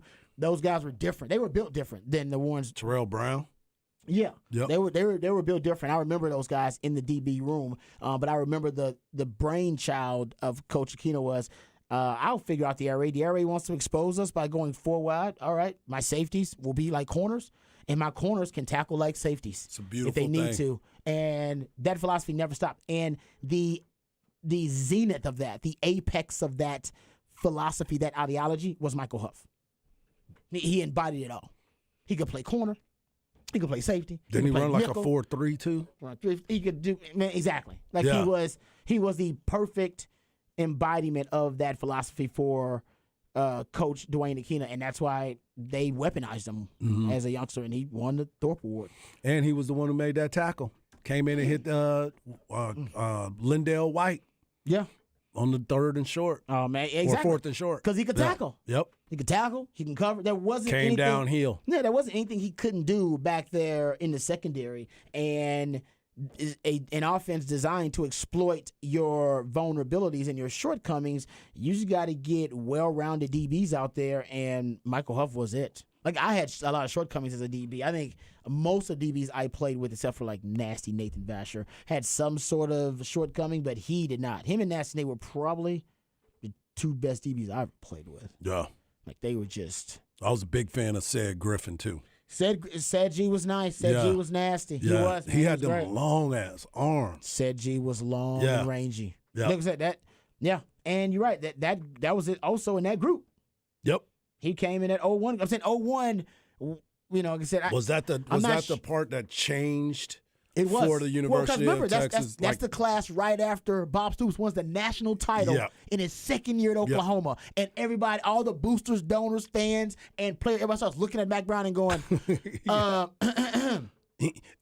you realize that guy just won a national title in his second year at Oklahoma. Yep. You need to speed it up. Yep. Because Mac was a little comfortable then. You know, you had inherited a Heisman Trophy winner, had won 9 games in his first season. Max like, I'm doing pretty good here. Yeah. I'm doing pretty good. I think he competed for a Big 12 title already. Hey, we're going to win 10 games. We're going to be good. We're going to be good here, We're guys. gonna be good. We're going to do it. And then essentially the Joker to your Batman wins a national title in his second year, and you go and blows you out, by the way. Yes. So blows us out, because I was a part of that. You was part of that I team, like right? to distance myself from that in 2000 in an embarrassing fashion, and everybody's looking at Matt going, you got an answer for that? Yep. And I think the biggest answer, there were a lot of moves made by Mac. The biggest answer was his change in philosophy defensively to face the air raid. Yeah. He had to come up with a really constructive way and a really evolutionary adaptation to the air raid, and it was the 5-tool DB and a simplistic version of positionless football. But you can go see it in the recruiting class. Yeah. Derek Johnson. Right? Sedge Griffin. You talk about how Sid looked like an avatar out there he did. walking around. Just a freak Just athlete, a freak man. Yeah. Huff daddy. Like, it just, they changed the way that the athletes they were recruiting. Nothing against Rod B. Rod B was a good athlete, but they stopped recruiting Rod B. But I was going to say, you was already in, bro. You was already I was in the already mix. in, but You that was was already it in. was before the air raid. Yep. It was before And it once happened. they got in contact with the air raid, they went, holy Chicago, we got to do something, guys. If we go out there just trying out the same stuff we've been trying out there, we are going to get embarrassed again. And they changed it quick, fast, in a hurry. Yeah, no like doubt. literally when Coach Kenny got here, as soon as he got here, he wiped it clean and went, if you can't cover, you can't play, and if you can't tackle, you can't play. Yeah. And he just weeded it out, and it was only the few guys he said could tackle and could cover, and everybody couldn't do everything both. changed quick, right? It had to. Yep. It had to. So that's what I remember about Huff, that he was kind of a milepost in that evolution for Texas, figuring out the new ecosystem of the Big 12 that had been terraformed by the air raid at the time. Well, he got it done, so that's what it's all about. But Huff Daddy's in, no doubt about that. I would think so too. Yeah, there's no question. I got a quick comment too on the running back room. Eric Bieniemy, Kijana Carter, Kenneth Davis, DJ Dozier from Penn State, Warwick Dunn. I can't believe Warwick Dunn's not in there yet. Toby Gerhart, Monte Ball, Garrison Hurst, Craig Hayward, and Marshawn Lynch. I got a Garrison Hurst story real quick. Oh, give me this. I love so this. in Arizona, I was playing Arizona Fall League. It was a league where they send all the top prospects. You get ready. That'll tell you if you're ready to play in the big leagues and all that other stuff, right? So we were out at this club, and I was like, I saw him when he came in because he was playing for the Phoenix Cardinals at the time. Yeah. I saw him when he came in, and I was like, dang, okay, that's him. That's him. Walked up to him. I said, I'm going to go say what's up to him. Walked over to him. I said, what's up, Marshall Faulk? What? Whoa, what? Hold up. Why? Because remember, he and Marshall Faulk, they looked a lot alike, but I knew it was him. I knew it was him at that time. Google to the rescue. Yeah, come on. You go look at him. Really? So we're sitting in this club, and I was telling my boy, I was like, hey, man, that's that running back for the Cardinals, man. I'm going to go say what's up. Hey, what's up, Marshall? He looked at me and kept walking. I was I said, did I just say Marshall Faulk? He probably thought you were like trolling him. My too. boy looked at me and was like, you just called that dude Marshall. Called that dude Faulk. Marshall And it was Faulk. Garrison Hurst. Okay, let me find. Yeah, you gonna look it up and you gonna be like, all right, I got a good picture there. I see where got a it good went picture wrong. there. I see where Harge went wrong. Patrick, are you seeing this? Do you see any of this? Do you believe that? He is not seeing it. Okay, you know what? Just a tad. We was in the club. We was in the club. It was dark. Okay, It was dark, in the club. We wasn't outside. A lot of alcohol. Lot going on. A lot going on in there. So maybe in a flash. Yeah, I was like, I know him. Glasses on. Hat Oh yeah, on. that's Okay. supposed to be. Wow. That's supposed to be the guy that I thought it was in my mind. I knew it was Garrison Hurst. As a white man, all races look completely. People look completely different. None of y'all look alike at all. So I could clearly tell the difference. Thank you. Yeah, I mean, all My running backs. mind's telling me no. Maybe all running backs look alike. Maybe Taj? all running backs do. I don't. Yeah. People always get me confused with like different people. So They do. I've heard them say it to you. Yeah, somebody's confused with Ahmad Brooks a lot of times. Somebody confused me with Snoop Daniel. Snoop one Daniel time, that and I one was like, time. And I was like, okay. you're never gonna let that go from Yeah, me. I'll never leave that down. Even Snoop would be offended by that. Snoop was. Snoop He was actually. That's right. And Nathan Vasher. Actually, confused for Nasty Nate one time. I usually sometimes I don't even correct him. I just go, "It's nice." Yeah, to it's meet you. not good to see you. It's nice I'm to out. meet you. That's what Marshall. Hey, that's what Marshall Falk did to me. Oh man, Garrison Hurst, man. Wow. He was playing for the Cardinals They at both that do have time. a similar haircut though. They did. It's like a really bald, like taper. Yeah. Like, you know what I mean? way back taper. Yes. Yeah. So See what's on his mind. Yeah. that's no excuse, man. I failed. You I failed miserably. That was an epic But fail I threw right myself out there. I'll let you know. That is true. At least you admitted it. I admitted it. You I was admitted it. wrong. Your boy was wrong. Man, I was out there bad that day. So Harge knows everybody but Garrison Hurst. Apparently so. For sure. Well done, For man. sure. Good Well job, said. Patrick. That's good. I like that. Okay, let's get to. I don't want to waste too much time because I know you got Harsh Knock Live coming up. I want to get to Athlon Sports' Big 12 predictions just really quickly. So let's pump some Kool-Aid for the Longhorn, the football fans out there just really quick. So I was looking at Athlon Sports. They're putting out a lot of their preseason teams. They did their All Big 12 team. We brought that up a couple of weeks ago. They're doing like the All-American teams, things of that nature. So they have their All Big 12 predictions. It's no mystery. They have Texas as the first team winning the Big 12. Yep. So I'll throw it out there. But the second team, honestly, it shouldn't be surprising, but a lot of people don't expect Oklahoma to have a bounce back. But they got Oklahoma having a hell of a bounce back as their second best team in the Big 12. And then they got K-State third. And How do you feel about the top three? they got I would probably put K-State ahead of Oklahoma. If that was the number, that's exactly where I would look at it as well. I would probably do that. And honestly, I don't even know if I'd have Oklahoma to have. But honestly, after 1 and 2, remember K-State, it still kind of goes crazy. Yeah, right? I think there might be a. But honestly, I think a surprise team of the Big 12. They have TCU at 4. I don't like TCU that much this year, but I will say change. they bring back the quarterback who started the year as the starter, Yeah, Chandler Morris. Your guy. You said it. Right. You said, I don't even know if Max Duggan going to win that position. And he didn't. But then leading them to the national title and also leading them. I think was a Heisman finalist as well. Yes, wasn't he was. Yeah. So I guess I was right. Yeah.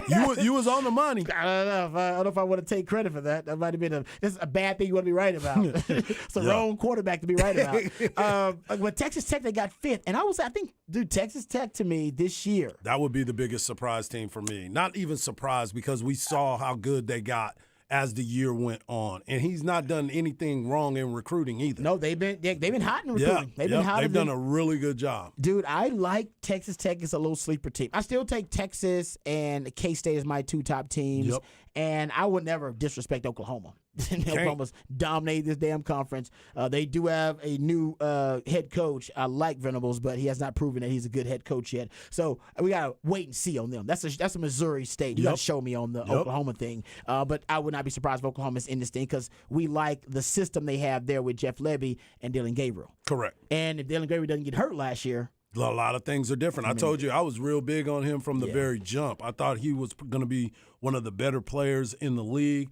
I thought the way in his relationship with the offensive coordinator, knowing each other, being able to come in, and if he doesn't get hurt, I think it's a totally different season for Oklahoma because you know as well as I do, and Mike Leach has made this conversation before, RIP to Mike Leach, if you don't have a quarterback, you don't have anything. He is the all of the above for your program to have success. And if you don't have that, then it's a problem. And we saw they didn't have that in the game against Texas. No, I'm with you. They did not. I think, honestly, the Big 12 can have a lot of sleepers. The first of all, we don't know these teams coming in very well. Right. We don't know much about Cincinnati and BYU. Whoever knows about BYU? Because them some grown men Some that's grown coming men in. paying That's mortgages. right. They got families and kids, and they're taking missions. They're Yep. doing it for the Lord. Yeah. There's a lot going on there. They make you believe. Yes, they are. They're true believers, too. Yes, they are. And I would say if I pick 2 random surprise teams, Iowa State. Dude, Iowa State, I still think Matt Campbell's a decent coach, even though I agree the luster seems to be off of him. But remember, they're the only team that had a quarterback start every game last year, and they were close in a lot of games, including the Texas game. Yeah. They were 4-8 last year. I think they're going to have a bounce back. And what people don't realize is when they did have their run in the 3 years prior to last year with Iowa State with that Brock Purdy and Breece Hall and that crew and Charlie Kolar, they were recruiting at an all-time high. So they have the talent. They have more talent there than they've had probably ever. the cupboard is pretty stacked for them. We'll see what they can do with it. And John Heacock in that defense. Oh my goodness. Is that three high three down, hell, Sark still struggles with it. For sure. And it's one of the I best hope he's defenses in been the working league. on that. We all do. Paul Christ. We all Is that do. your job? You're Go right. get it figured Get out. on that. Exactly. And you know what another team I'll take as a sleeper? I know it sounds Kansas. Oh man, If you and I Jalen- both. If Jalen Daniels doesn't get hurt last year, Yes. he might be a Heisman finalist. You and I both talked about that when we were watching him when we were at Lavaca Street. I was like, man, hold up. This dude is really balling. We saw it at the end of the season before. Then he came Against out. And, Texas. yes, and then he came out and showed that he was not a fluke. And now he's going to come back. So, and Leopold is one of the better coaches in the I league. do. This is a well-coached league, though. Yeah. It's a well-coached league between Kleiman and between Leopold. Gundy is a hell of a coach. We all agree with that. I think it's a coach. It's a coaches league, if you will. No doubt. Some really renowned coaches. All right, let's get to Harsh Knock Life. What you got for the people? We're going to talk a little bit of baseball. Right now, I'll give you an update on the TCU Arkansas game, but I'm going to talk a lot about the Texas Longhorns and, of course, the Texas Rangers. All that and more coming up right now on Hard Knock Life on Ball Don't Lie. Wonderful, not the horn.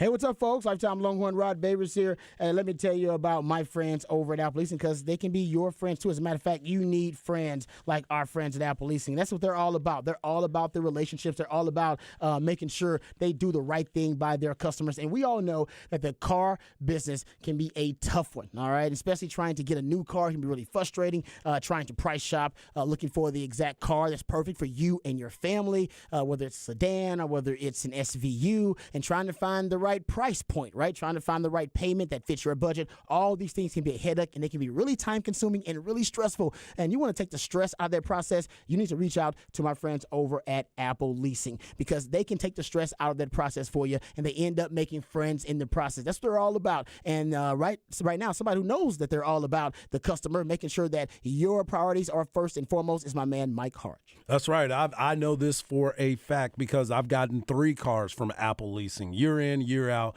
You never know what's going on, but you want to make sure that you have a car that's very dependable for you. You know the hustle and bustle and the way that things go. Leasing is the way to go.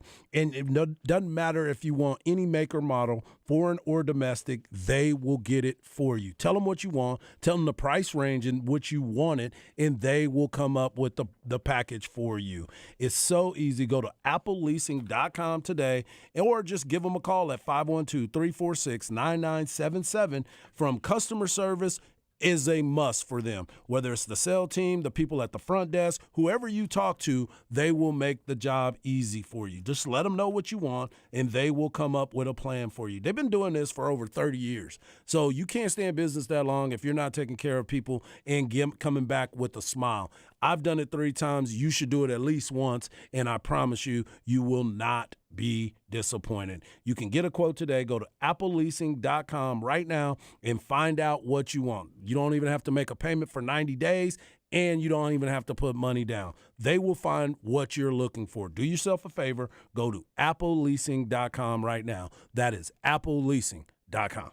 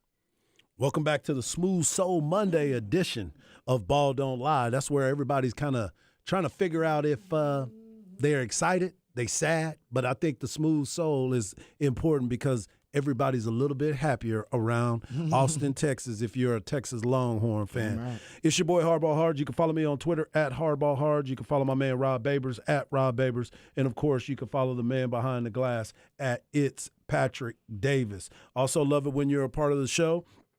And you can hit us up on the Specs text line, 512-337-3776. And before we get into this edition of the Hard Knocks Life, I wanted to talk a little bit about what I've seen so far with college baseball. I was talking to a good buddy of mine. He happens to be one of the head scouts for a team. And we were just talking about college baseball and how different it is. We talked a little bit about this last year about the age groups. All these guys are a lot older because of the draft and the way things have gone down with the Major League Draft, while they've kind of shortened it up and not had as many rounds in the draft. You have a lot of guys that are coming back, a lot of players that are getting more opportunities to play at the college level. You're also getting guys that are not leaving the college level, and it's messing up the high school guys. Unless you're one of those 5-star guys, it's real tough right now for a lot of the players that are getting these opportunities to go elsewhere. Yeah. So you may end up having to go to a JC, which is nothing wrong with that. Our man, Coach Ty Harrington, he was part of that JC crew, and a lot of these headline coaches right now are former junior college head coaches. So you learn a lot at the JUCO level, and you make some things happen at that level as well. But it's been real refreshing to watch this Texas baseball team grow. We've had those ups and downs, and I've said this before. When you look at this baseball team, it has a lot to do with the makeup of the players. Yes, Coach Pierce is in charge, and you bring in a Woody Williams, you bring in a former head coach and Coach Rodriguez into the program. But a lot of these guys have to be leaders. You saw it from last year's team, too. Now, that's what the most interesting part for me is with this Texas baseball team is you lost so much talent off of last year's team. You got the National Player of the Year that is gone, and what do? You replace him with a freshman who ends up batting over .330 on the year, playing first base. Crazy. And I still remember talking to Jared Thomas in the elevator at Globe Life. This guy was so excited to be playing college baseball.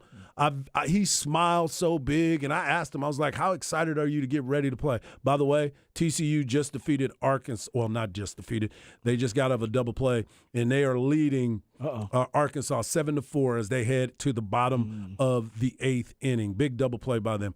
But you sit there and you look at how these guys have matured. He struggled at the very beginning of the year, and he came in and was able to adjust to the college baseball game, kind of calmed himself down, adjusted at the plate, and now he's one of the best hitters and hottest hitters in the country. You look at what Dylan Campbell's continued to do, a 38-game hitting streak. Right now, he just extended it.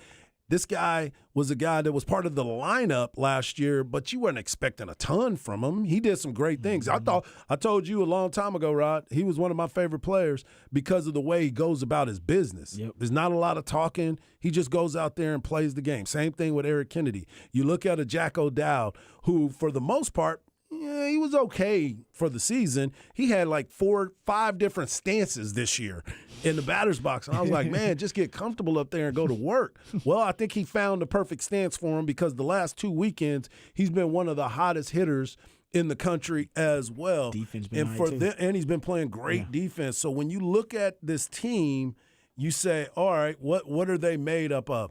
Well, they're made up of winning. That is what it's turned out to be. And you look at what LeBaron Johnson was able to do on Saturday night, pitching against Miami, one of the better teams in the nation, one of the toughest teams, and all he does is goes out there and handles his business, throwing 129 pitches, 9 innings, 7 hits, 1 earned run, and 3 walks and 8 strikeouts. Crazy. But but he had high pressure, high leverage situations that he created for himself, to be quite honest with you. Bunch of walks, wasn't really controlling the strike zone, but he found ways to get out of those innings every single time. And then you get a couple runs, you get a home run by Dylan Campbell, and you get another home run by Jack O'Dowd. Those are the things that you want to see at this time of the year. We always talk about it in basketball. We talk about it in football. You want to get hot at the right time. Nobody ever remembers what you do in September in football. They always remember what you do in November and December. And that's kind of the same thing that's happened with this Texas baseball team. Coach Pierce has pushed the right buttons with these guys. Yeah. He's given them the tough love. He's also given them a pat on the back, and he's let the players lead the team. And that is exactly what we've had this opportunity to pay attention to. I know we all came in here after that tournament in Arlington, and we were like, whoo, they're going to have to rally. But what did you say? Most of the time, when they faced adversity this season, they find a way to come back and battle through it. And getting that extra time off has kind of played into what the expectations were for this team. And then I also want to talk about what we saw from a lot of these players is the leadership group. They have shown some leadership for some tough times in what they were able to do and not do, and they figured it all out. And that's what I've been so impressed with this Texas baseball team. The Coral Gable Regional All-Tournament team, LeBaron Johnson was the pitcher of that team. Damn right. Garrett Gilmet, who, by the way, Garrett Gilmet was struggling a little bit, got hit in the face. With the fastball. Bro. And comes back. And first off, he wanted to fight the pitcher. Yeah, we worried about him. He got him angry. He was looking at him, gave him some choice words, got to first base. They ended up taking him out, and there was a rule that was posted that if a player was hurt in that situation where there's a concussion possibility involved, they pull the player out, they put in a courtesy runner, and the player was able to re-enter back into the game. That was the first time I've ever seen that rule in place. First time ever that I ever saw that this was able to take place. In high school, in certain places, you got re-entry rules. Yeah. This was the first time I saw it at the college level. So him to come back in, and then after that, he comes back in and get like 3 hits. I mean, he got dialed in right back in there. Yeah, he was dialed back in. But Garrett Gilmet got the catcher. Jared Thomas made first team as the pitcher. As the first baseman. Dylan Campbell made it in the outfield. Designated hitter, Jalen Flores, because of his grand slam that he hit yesterday. And the MVP of the tournament was LeBaron Johnson. Yeah, man. LeBaron Johnson went out there and showed us what it was all about. The heart, the tenacity, the way that he was focused on everything is so important. I love the way that he was able to go back out there and pitch. And what I talked about before was, what would the bullpen do? The bullpen was outstanding. They didn't get a lot of work, but Zane Morehouse and Hurley was able to go out there and pitch well after Tanner Witt got a chance to pitch yesterday. Zane Morehouse got dealt with a lot of crap this year. He figured it out. He got it done, and he has a big-time arm, and he went and pitched well during that time. So it was very, very impressed by the way he went about his business. It was real exciting. So shout out to the Texas Longhorn baseball team. They wait the winner of tonight's game when it comes to Stanford and Texas A&M. If they lose, if Stanford wins, they're going to Stanford. If A&M wins, then there's a possibility. I'm going to go out on a limb right now and say that Texas would be hosting. So we will see what's happening on that part. It's a root for the Aggies. Yeah, there's so many things. We got a root for the Aggies, as my man Rob Babers said. Got to do it, man. But I wanted to bring this up as well. I wanted to talk a little bit about this Texas Rangers baseball team. They are impressive. They have put it together. They have done some great things in the field. And one of the things that has been very impressive to me, they are 38-20. They're 8-2 in their last 10 games, and they have a winning streak of 3 games right now. They played well yesterday. Obviously, the Astros are behind them 35. Astros. There you go. 35-24. The Angels, above 500, guys. The Angels are above 500 when we're in June, so they're still. So you're saying there's a chance. The Oakland A's are 12-49, by the way, fellas. 12-49. We're in the middle of June. They're like major league team, the Indians in major league, except Yes. without all the funny parts. Without the funny Yeah, parts. just the sad parts of that movie. It's so bad. That's it's so crazy, bad. man. But I wanted to bring this up because we've always talked about plus, minus, and everything that goes into it. The run scored by the Texas Rangers is probably the most mind-blowing thing for me. Marcus Semien, who, by the way, has, I believe, a 23-game hitting streak going on right now, leading the major leagues. He is leading the major leagues in runs scored with 54. Adolis Garcia is second with 47. Nathaniel Lowe, the first baseman, he is third with 43 runs. And Josh Young is fourth with 42 runs. Aaron Judge is fifth with 42 runs. Think about that. Their lineup is producing runs and RBIs every single week. That's crazy. Day in, day out. And I believe I heard this stat too. They've had 16 games this year where they've scored over 10 runs in the game. This is the Rangers, guys.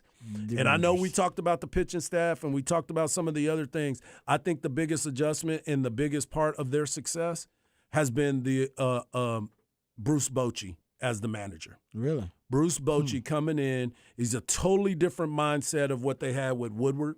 But Bochy is a champion. Bochy has been around it. He's seen the talent. He puts them in the right way. And he comes in every single day with the same attitude. You never know when he's too high or too low, and he speaks to them as men.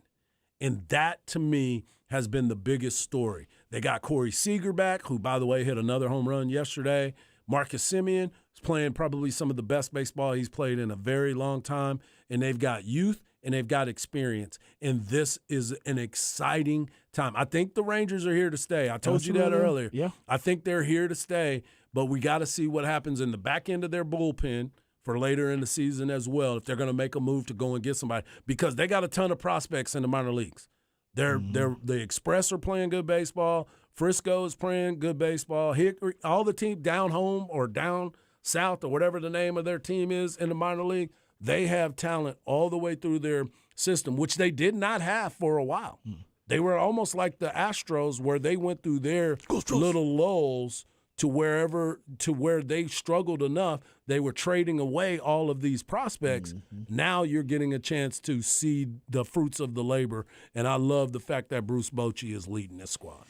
Yeah, I believe the run differential, they're outscoring their opponents 152 by Plus. 152 Plus. runs Yeah. through the first 58 games, which Yeah. is Astonishing. crazy. And the only team that's even close to them in that situation is the Tampa Bay Rays. Remember, the Rays started off, they were undefeated for a long time. Who they'll play later this week. Who they'll play later. Yeah. But yeah, that is the highest run differential, I believe, for any team since like 1940. It's crazy through the first Yep. 58 games. Crazy. The Rangers are for real. We're past that discussion now. Yep. We are past There's that. no doubt they are the real deal. Can they win the division? That's the biggest thing. Can they beat Well, the they Astros? can't. The to win Astros division? still, they just keep plugging along. 3.5 behind. Yeah, they just keep, they're drifting behind them. 3.5 behind. You know what I'm saying? And the Astros can't really score any runs. They cannot. They can't get any runs. They are support. struggling. But man, They need Altuve to get healthy. they That's need to the get biggest healthy. thing. Period. Yeah, it's a big part. It's a long season though. It is. There you go. Good stuff there from Hard Knock Life. We'll come back. We'll get into off the record. The machines have finally turned on their masters. Uh-oh. We'll discuss it on the other side. Right here on Ball Don't Lie on 104.9 The Horn.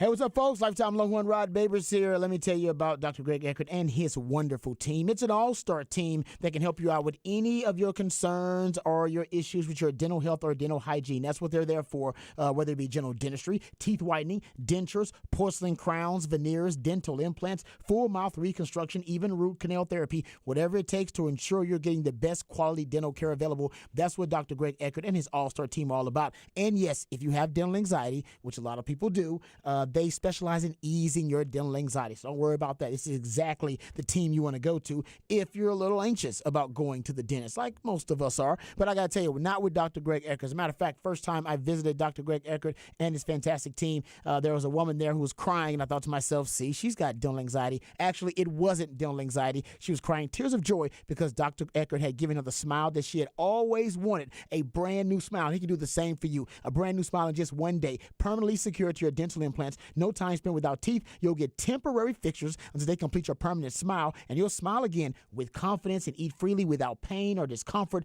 We're talking about a lifelike permanent solution. So if you've been told your teeth need to be replaced, don't worry about that. Call Dr. Greg Eckert and learn about this revolutionary alternative to dentures. It's a brand new smile in just one day. Sounds too good to be true? It's not. It's just Dr. U. Give him a call, 512-345-3166. That's 512-345-3166, or visit dreckert.com, DRUECKERT.com.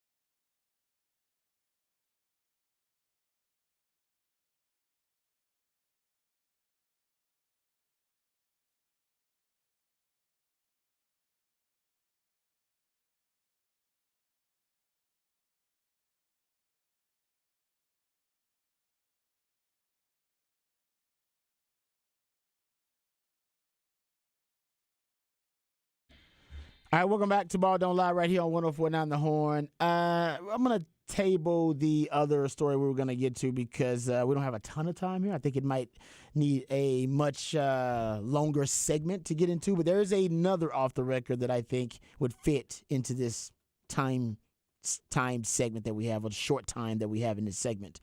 Okay, so Josh Hart, NBA player, Josh Hart, plays for the Knicks. He's a guard. He tweeted this out it's about a week ago. Now it's the 5th, about a week ago. This is the tweet. I don't know why he tweeted it out, but here it is. Have y'all ever tasted y'all significant other's breast milk? Asking for a friend. All right. De'Aaron Fox, a lot of NBA guys responded to this, expressing their disappointment. Some also expressing similar curiosity. Even Stephen A. Smith got on him. Dan Orlovsky tweeted out, 100% done that. Doug Gottlieb tweeted out, breast milk question requires a follow-up from the bottle or from the tap. Actually, I agree with that. I'm not opposed to that question. Fill it out. Jalen Brunson unfollowed Josh Hart after this. Hilariously. Okay. I actually remember, I want to say Trey Elling got into this discussion once. And I want to say he or somebody on his show, they actually tasted the breast milk. As a father of 3, yeah, have not. Never. No. There was not. No. There was never a curiosity. I don't drink milk. It might have been an accident though on one time. I don't even want to know about that. I'm not going to let you describe the accident on the show. No, I don't even want to know about the accident. I didn't know you were still lactating. I got the same question Doug Gottlieb had about the accident, actually. Same question, all right? But no, I think he talked about this. I don't like milk, so I would not like it. Oh, yeah. Because I don't drink milk. It's white. No white condiments of any kind, and no white liquors. That includes all milk, of course. Yeah. Almond, breast, whatever. Okay. Doesn't matter to me. Okay. But I would say I think it's considered a very, not considered, it is very valuable, but not just the babies. Because I hear on the black market you can get a ton of money for HG. On the black market? What? Yes. Oh, breast milk gives beauty for bodybuilders. They like the HGH in it. Oh, no. Apparently has a ton of HGH in it. And bodybuilders will, they covet it on the black market. Interesting. Really? You didn't know this? No, not at all. I don't hang out with bodybuilders. Yeah, so. That's another reason I don't need to lift weights. What? Just already. It's like, you know what? I may be fat, but at least I'm not secretly trying to go through illegal means to get. Is it? I get. Is it illegal? Well, I don't it's know. on the black market. Well, you said it's on the black market. I mean, technically, I'm sure there are legalities because you can't sell unpasteurized milk. Yeah, it's like so that I kind know of from stuff, a cow or from other things, you can't sell unpasteurized milk. Yeah. So I don't know where that falls in to the legalities of it. I think most cops would just say "ooh." Yeah, I don't think. I don't think they're. Yeah, exactly. I don't know if anybody's ever been prosecuted for buying breast milk. Maybe someone says the white market. There you go. Well done. I like that. Bad joke there. I like that. But yeah, no, it is. My boy just sent me a text said, "You're dumb." Talk about me. I was like, I think it was an accident. It was like I said, I don't need you to go into detail. I think I know where that story is going. But yeah, I'm just curious. I believe, if I'm not mistaken, and he may hit me up too, I want to say Trey Elling actually did. Well, somebody just said that on the air, Chad Hastings tried Trey Elling's wife's breast That's milk. what it was. With her permission. Yes. Okay. They always doing some bits, man. I knew it was on Trey. I knew it was on when Trey was on that Trey had somebody. So it was Chad Hastings who did it? I guess so. Chad Hastings had another woman. Hold up. Now we got a whole nother discussion we're getting into. Would you text Chad? Chad, I got to find out, dog. Let me just Chad, apologize. let me know for sure. Did Chad's wife also, did she? I mean, did really, that's what I'm saying. Like, did she actually agree to this too? I don't know. I'm about to find out Let right me now. She consent to Let me his- just apologize for all white guys for what we do when we're bored. Good Lord. Okay, so my bad. If it wasn't, I knew somebody on that show did it because I remember listening to it and like, man, this is wild. But it was Chad. I'm checking Who's right our now. boss? Yep, our boss. So our boss was Yeah. drinking another man's wife's breast milk. That's what I'm trying. I'm trying to figure On it out right radio? now. Okay, I'm I will- already texting him. Okay. I'll let you know at some point. All right, I need to know this, and if it happened, then I need Chad to give me details. We need to relive this experience. Do we have the audio of this? I'm sure somewhere. Might need to replay I'm that. sure. I mean, I'm sure. that might be worth reliving. I gotta hit up BK and see if we can find this hidden audio of Chad Yeah. drinking breast milk Oh live my on God. air. Wow. See, Yeah. I didn't know that's where it was going, people, so I apologize. Sorry, guys. We come back. We'll talk about the NBA Finals, Miami Heat winning game 2 right here on Ball Don't Lie, 104 down the horn.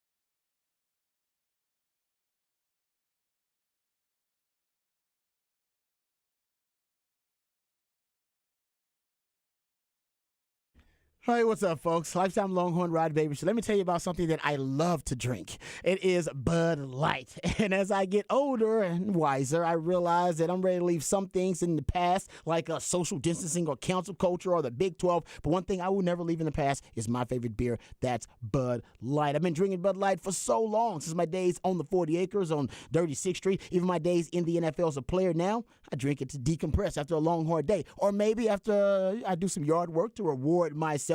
But either way, Bud Light's still a big part of my life, because also on my tailgating Saturdays, it's all about Bud Light. It's the perfect beer for all of your football tailgates, but also for NFL Sundays, it's also the perfect brew for those NFL Sundays. And whether you want to toast and cheers to a brighter tomorrow or drown your sorrows, it's never a bad time to break out the Bud Light. It isn't just for anybody, Bud Light's for everybody. The best way to keep them good times going is to keep the Bud Light flowing, because Bud Light turns good times into great times and the rest of the times into the best of times. That's why it's the sure sign of a good time. So be the life of the party and bring more Bud Light to the party. Bud Light is my choice. It's the world's favorite light beer, and it's brewed deep in the heart of Texas, and proud of it.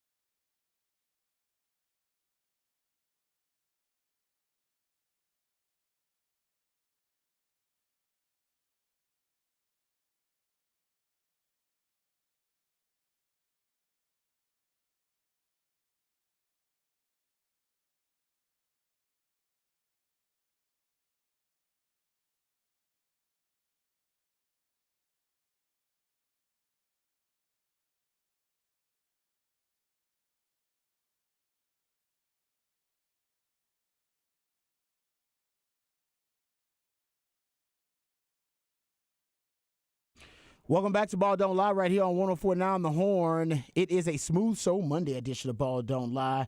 This is my man Patrick Plays Jams, intended to soothe the tortured soul of sports fans who may have had a tough weekend. That was certainly the case for Denver Nuggets fans who lost game 2. Denver Nuggets at home. First home playoff loss of the playoffs for the Denver Nuggets, and we'll get to breaking that down. Miami with a 111-108 win in game 2.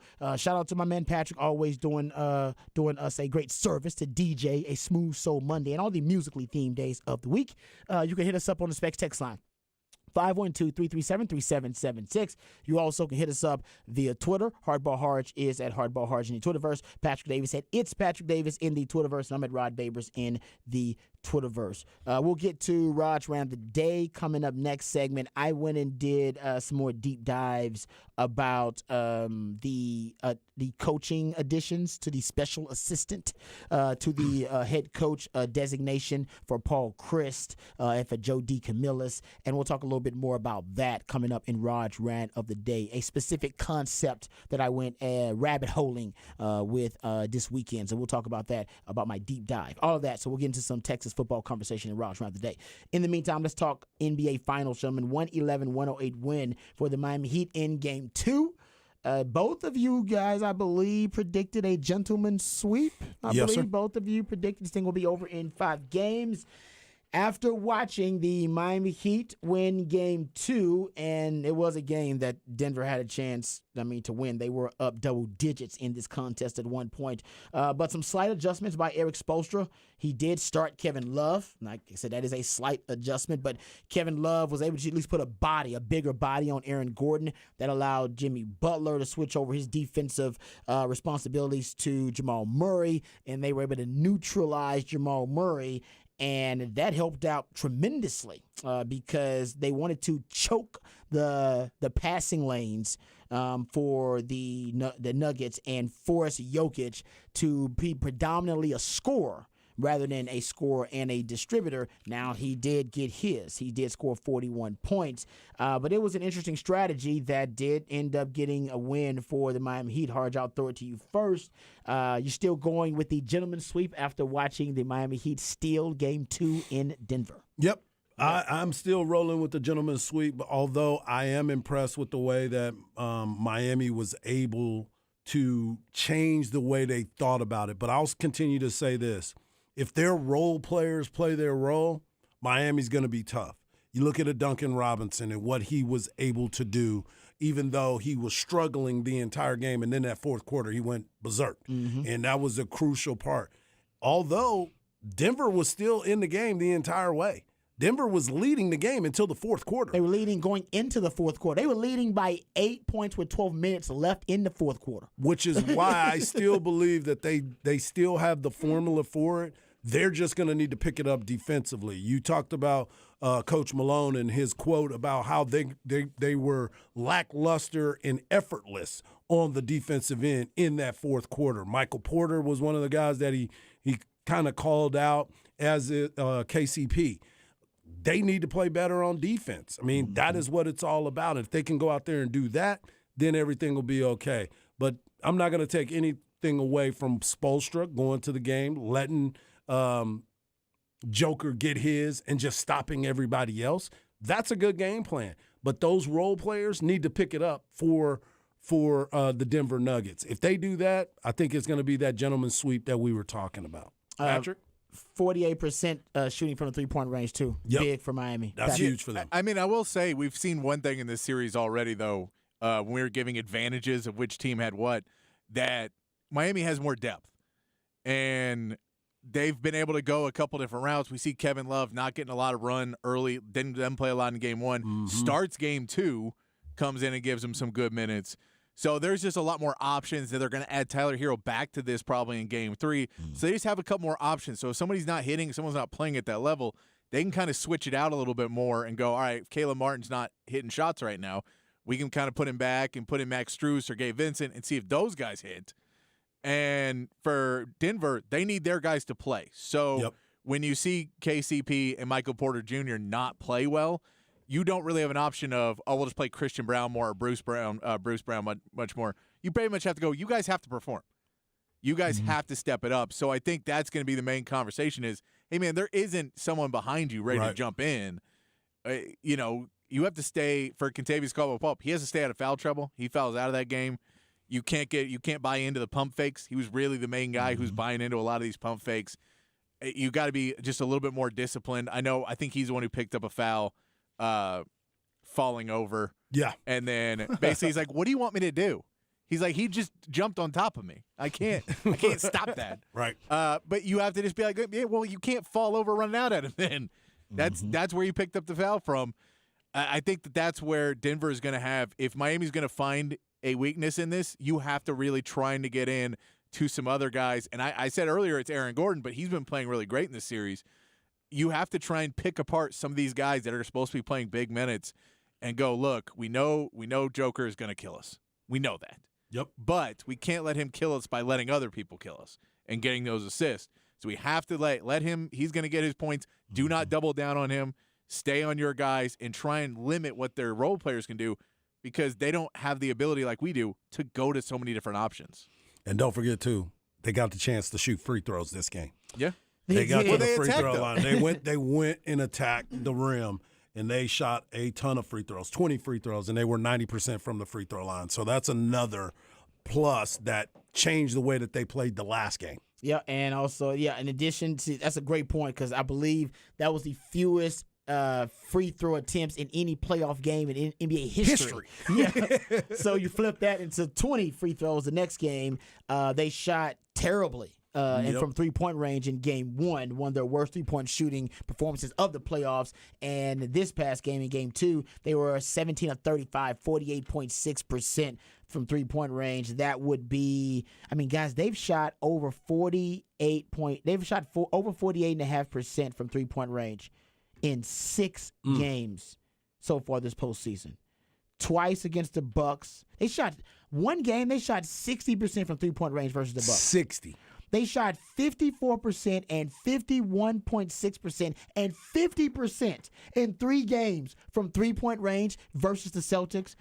And versus the Nuggets, they've had their first game shooting 48.6%. I thought it was unsustainable, but they keep proving me wrong. They figure it out, man. They right now they're shooting damn near 40% as a team from three-point range. They have the largest leap. The largest difference in regular season three-point percentage and postseason three-point percentage in NBA history. We've never seen anything like this, crazy. guys. We haven't seen anything like it before. But one thing to get into as well is the fourth quarter scoring for them. We just talked about it. Denver is crazy. I understand why you guys are still saying Denver should have a gentleman's sweep here because they entered the fourth quarter leading by 8 points, 83-75. Mm-hmm. And Jimmy Butler's on a bench at this point. And I'm thinking, Jimmy Butler's on a bench and they're going to the fourth quarter down 8 points? Man, this might get ugly in a hurry because we know how Denver can score. But with Jimmy Butler still on the bench, Miami managed to take the lead. They took the lead with Jimmy. Jimmy Butler came back into the game with a little over 8 minutes remaining in the fourth quarter. And they had already taken the lead because Duncan Robinson had this unbelievable stretch where he scored like 10 points in a 5-minute span, which just was on fire. But honestly, that is the Miami Heat. That is their MO. You go look at the point differential in, quarter by quarter for the Miami Heat. Unbelievable, guys. It's just unfathomable. They're minus. This is in the playoffs in 20 playoff games. -1 in the first quarter, -11 in the second quarter. They are -12 in the third quarter, but they are +90 in the fourth quarter. What? They're getting outscored in every quarter. 90. Every quarter in the playoffs except the fourth. In the fourth, they're outscoring their opponents by 90 points. Yeah, that's the crazy They're +21. stats. They're +21 in this in the finals in 2 games in the fourth quarter point differential. Crazy. Mm-hmm. Yeah. It's one of those things that is you can't figure it out, right? They're just that anomaly, right? The Miami Heat are a strange team. You talked about it in the last series, the undrafted players, right? Who they are, how they come about it, and the hard work, the chip on the shoulder that they have. And then you come up with this stat too. about how they outscore teams in the fourth quarter. It's amazing. They just figure things out. They do. But they always wait. They're dramatic. Well, but that's another deal though of having the depth of being able to give your guys some rest. That when you get to that fourth quarter and everyone's huffing and puffing, you still have a few guys that got legs because they're not playing massive minutes, but they are an important part of the team. And like a guy like Duncan Robinson who has that run, he can play. He can have energy in the fourth quarter because he's only playing 20 minutes a game. Yeah. So he's not a guy like Jimmy Butler who's playing 35-40, who you have to worry about. Yeah, his legs in the fourth quarter are questionable, especially in Denver. When your defender starts to step off you and he's a step slower because he's playing 35-40 minutes, and you go, all right, refs are calling the game the way we can attack now because they're calling things when we go inside, so I have no reason not to attack because the only reason you don't want to attack is if you feel the refs are letting them bump you around inside and you go, it's, my percentage is going way down. And they were calling it when you went to the rim, so he knew to just start going to the rim. They were trying not to get too much in foul trouble in Denver, and Miami just found that with a little bit of weakness and that little bit of time and just dove all over them. It's I really can't believe what the Miami Heat are doing. Like it is truly, literally unbelievable. I'll give you some more stats. It's kind of more about the playoff run and some of what they did in Game 2 as well. But you go look at it. So here's a couple of crazy stats for you. In their 9 postseason wins against Milwaukee, Boston, and Denver, the Heat are shooting 47% from three-point range combined.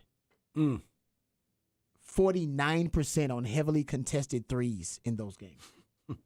How are you shooting a higher percentage on contested threes than you are actually on just overall threes? Yeah. They've overcome a deficit of 12 points or more, like they did in Game 2. They were down 15 at one point. They've overcome a deficit of 12 points or more to win this season 7 times in the playoffs. By the way, that is the most in the last 25 years for any team in the playoffs. They did it 9 total times in the regular season. They've done it 7 times in the postseason. That's how they do it, man. I mean, as I said, it's crazy. Like none of the stats, none of it is making any sense. They're defying not a lot of odds, but they are the biggest underdog, arguably, in finals history for a reason. They are, and I mean, we can look at it still too. As Denver had a 3-point shot, that wasn't a terrible shot from Jamal Murray. Oh, it was a good to look. tie the game and send it to overtime. And I know a lot of people got mad at Michael Malone for not calling the timeout there. I get why you don't. If you do, you're 95% chance they're going to foul you on the inbound, and you're not basically, getting the and you're getting the 2 shots and so you know that, hey man, if we call a timeout, they're probably fouling. You think maybe they're going to foul anyway, and you have a guy like Jamal Murray and Jokic on the team where you say, I trust this guy to shoot because he's the reason we're in the finals. Is Jamal Murray has been playing like that, so I trust him to get his own shot and not let a really good defensive team set up their defense. Yeah. And basically take away Jokic, take away Jamal Murray from you, and then who do you go to in that moment? So I get why they didn't. It maybe would have been nicer if they could have called a timeout and run a set play, but I didn't think the 3 that they took was that bad. Jamal Murray's hit tons of them in this playoffs. He does. He's got a Steph Curry feel to him sometimes. But that's how close this game was. It was a shot that was off the rim for 3 to send it to overtime, and then who knows what happens in overtime. It seems like Miami's doing everything they can, throwing haymakers and everything to win these games. Yeah, they are. And Denver's not playing great, and they're a shot away, and we escaped. And that's why I say Denver's still in this because, it could be Denver just falls apart down the stretch, and Miami plays lights-out basketball for 3 more games in this series and wins the series. But when you watch it, you have to go, well, the better team is playing poorly and they still have to overcome so much, Miami does, to be able to beat the better team. To your point, the comments from Mike Malone in the postgame. We'll hear from Coach Spoelstra here in a second, too, because he was asked about his strategy against Jokic, and Ramona Shelburne, I believe, asked the question, and he seemed offended by the presentation of the question. We'll get to that audio here in a second. but this is the quote Harge mentioned earlier in the show about Michael Malone being critical of his team. He said, quote, let's talk about effort. This is the NBA Finals. We are talking about effort. That's a huge concern of mine. You guys probably thought I was just making up some storyline after game one when I said we didn't play well. We didn't play well tonight. The starting lineup to start the game, it was 10-2 Miami's. To start of the third quarter, they scored 11 points in 2 minutes and 10 seconds. We had guys out there that were just whether feeling sorry for themselves for not making shots or thinking they can just turn it on and off. This is not the preseason. This is not the regular season. This is the NBA Finals. That to me is really, really perplexing, disappointing. I asked the team, I asked them, you guys tell me why they lost, and they knew the answer. Miami came in and outworked us, and we were by far our least disciplined game of these 16 or 17 playoff games. Whatever it is now, so many breakdowns. They exploited every one of our breakdowns and scored. So he was very critical of his group. It's to Patrick's point. He doesn't think they played well. He's been essentially dogging his team in the post game after each of these games, and they won the first one. So there's a lot of room for improvement for the Nuggets. But I will say, Miami makes you ugly. Yes. They make you play ugly. They make you play sloppy They make- basketball. yes. They and make you- it breaks your character. It does. Yeah. They make you. They really do. They kind of disrupt the overall kind of circuitry. That's part of the Jokic game plan. Like whether whether that's the strategy that Eric Spoelstra wants to admit, or whether he utilized the strategy or not. There is a working theory out there that you don't want Jokic to be a scorer and a distributor. Take away one of those things, depending on what your team does well defensively. Either make him a scorer and that's it, or make him a distributor and that's it. Don't let him do both. You got a big time defensive big man. Maybe you can go another strategy. In this particular game, in game two, a lot of people believed. Now, we'll hear from Eric Spoelstra in a second because he wanted to combat this theory or this notion. A lot of people believe that the Miami Heat's game plan strategy was to just let Jokic or force Jokic to become predominantly a scorer, and that way he is not also a scorer and a distributor. The evidence behind that is in game two, he only had 4 assists, as Patrick mentioned earlier. By the way, that's the lowest assist total of the playoffs for him. Now, those 4 assists, they led to 9 points for the team. In game one, 14 assists he had, created 31 points. So that combined with his 27 points in game one, that's 58 total points created. In game two, he had 41 points on his own. Now, he was beast mode, but only 4 assists. That led to 9 points. So overall, he created just 50 points compared to 58. I know it sounds like, what, 50 compared to 58? Yeah. But, I mean, that was 111 to 108. I was going to say, it was an 8-point difference. That's right. If you can get Jokic total points created down 8 points, because he's averaging 10 assists he's averaging over 10 assists per game. That's the biggest part about it. That's why he had triple doubles. Exactly. And they're not 3-point assists all the time, too. Right. I mean, really, that's the game plan that if you're looking for how to combat Jokic, because you can't defend him and you can't neutralize him. He's just that damn good. No, you can't. You're just hoping to make him less productive. Can I get you to 50 total points created instead of 58? Yeah. Go. Done. And that's what they did. Yep. It worked. Can I get your turnovers up? Exactly. He had 5 1 and turnovers. 2. Yeah, that's big. Good point. And that's it. It's playing passing lanes. It's playing places to where normally you help off of him, and you're helping off of another player to go onto him to double him. And instead, you're basically watching him and standing in between him and your player to not allow there to be any pass in between. So if he tries to make the pass, which he can do, you're going to get some steals off of those too because he's trying to go in. And when he feels, you're going to be able to get some weak side help too. When he's looking for the pass, it's not there, and maybe you can sneak along the baseline and poke the ball out as well. Yeah, it's just trying to make his life as difficult as possible. He's gonna get it. He's gonna get his. He's just too good to stop. Can we have this every expert exposed sound from Eric Spoelstra? I believe the audio has the question in it, so we'll just play the audio. Here's Eric Spoelstra in the postgame. Hey, Coach. Ramona Shelburne, ESPN. This is probably oversimplifying things, but sometimes when teams play against Jokic, you turn him into a scorer, you turn him into a passer, and he controls the game. He only had 4 assists tonight. Yeah, that's ridiculous. It's just that's the untrained eye that says something like that. This guy's an incredible player. Twice in 2 seasons he's been the best player on this planet. You can't just say, oh, make him a scorer. That's not how they play. They have so many different actions that just get you compromised. we have to focus on what we do. We try to do things the hard way, and he requires you to do many things the hard way. And he has our full respect. Okay, thank you. Thank you, Coach.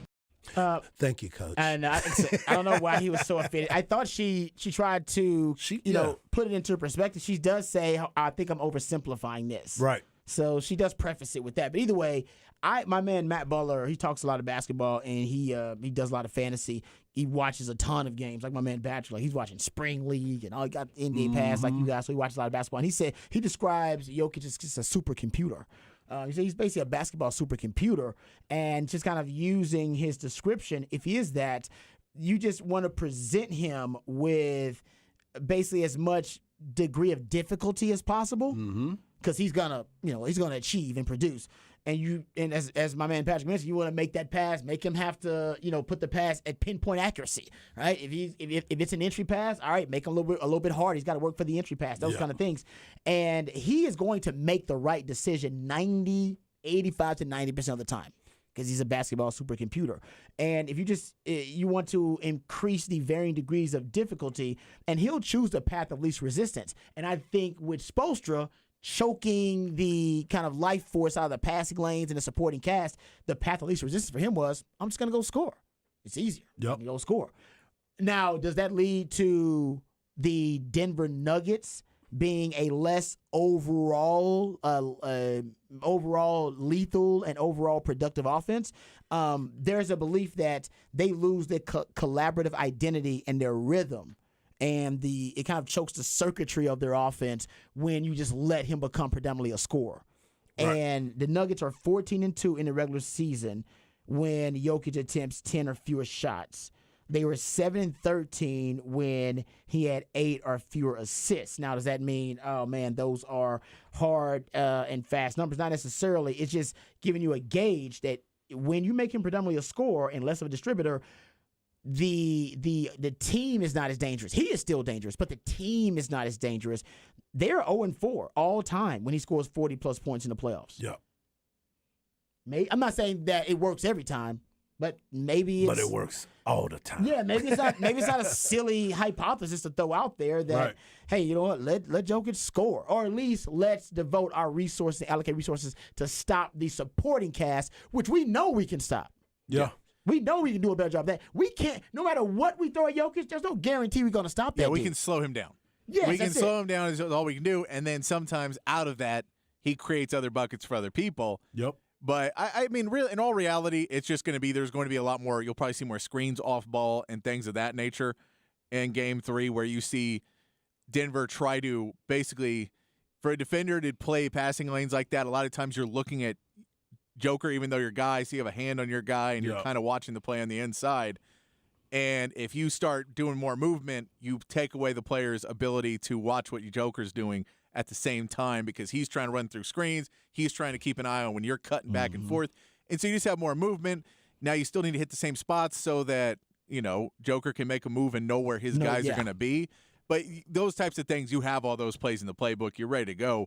You just have to create more movement off of the ball to try and take away Miami's ability to sit back and watch. Yep. Where normally they're helping off, the defender sits in the corner. Now they're playing He's passing always lanes. open. Yeah. Now they're playing passing lanes. Yeah. So you got to take that guy in the corner and have him run across baseline, stuff like that, try and confuse defenders. Yeah, that's a great point too. And that the pace of it, just overall, is going to be something to keep watching too. Keep this in mind: 86.5 possessions per team was the slow, and that was in Game 2. That was the slowest paced game of the postseason for the Nuggets. Second slowest paced game of the playoffs. Period.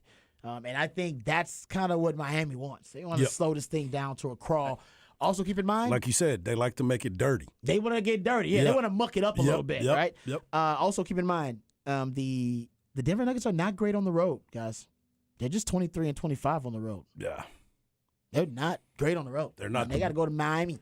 They will make something happen. Well, Miami is 6-2 at home in the postseason. Shout out to my man Matt Butler sending me that. Yeah. So I also tell you, I think that Jamal Murray is going to instigate a lot more of this offense to take it to where you're not letting them start with the focal point of Jokic and you plan your defense around that.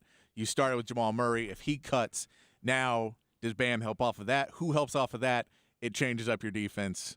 So I think we'll see Jamal Murray handle the ball a little bit more instead of starting it in and playing it out, playing it in. So, totally agree. Definitely going to be the chess match between Mike Malone and Eric Spoelstra. All right, good stuff there, guys. We'll come back. We'll get into Raj Ram of the Day. Harsh Knock Life. Into Raj Ram of the Day. We already did Harsh Knock Life. It was a damn good one, so go check it out once we podcast it. Raj Ram of the Day, we'll go behind the burnt orange curtain. We'll talk some Texas football. We'll talk about the special assistants to the head coach who were hired, and I'll tell you about one concept that I am sure is going to be on the rise for Texas this upcoming football season. All that and more right here on Ball Don't Lie on 104.9 The Horn.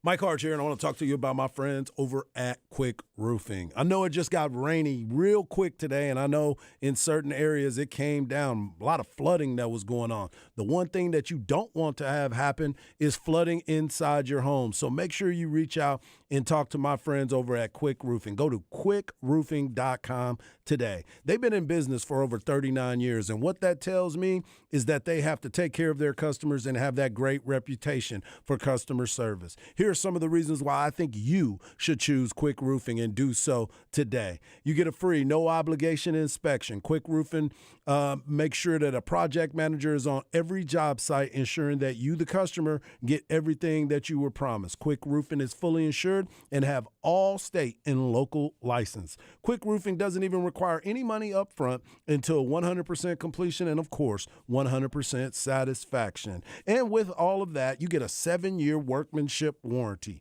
So what are you waiting for? Reach out today and get that free inspection. Go to quickroofing.com today. That is quickroofing.com.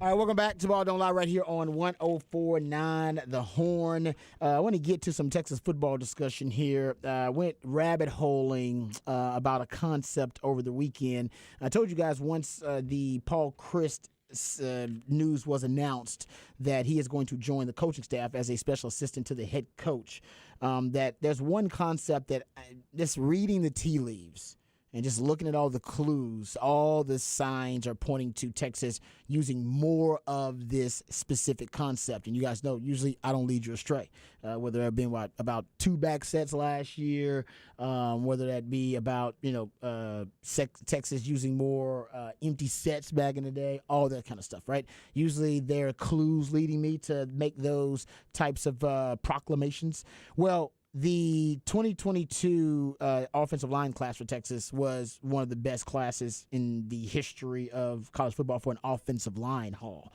right? You had 7 guys in that class, 5 in the 2023 class. That's 12 in the last 2 years. You just got a surplus of really good offensive linemen. Hell, that 2022 class was top 5. It was the top class of offensive linemen in the last 5 years. Georgia and Bama have the other 2 classes each in that top 5. So really highly rated and heralded recruiting class of offensive linemen. Kyle Flood, I've heard him at coaching clinics brag about how, and he's an offensive line coach and offensive lineman, so this is just how offensive linemen are, but he brags about how he wants to play 6 offensive linemen 35 to 40% of the time. Calls them his Big 11, Big 12 package. Big 11 meaning you would just have 6 offensive linemen. You put your 3 wide receivers on the field. Then you'd have your running back, and then you'd have your quarterback.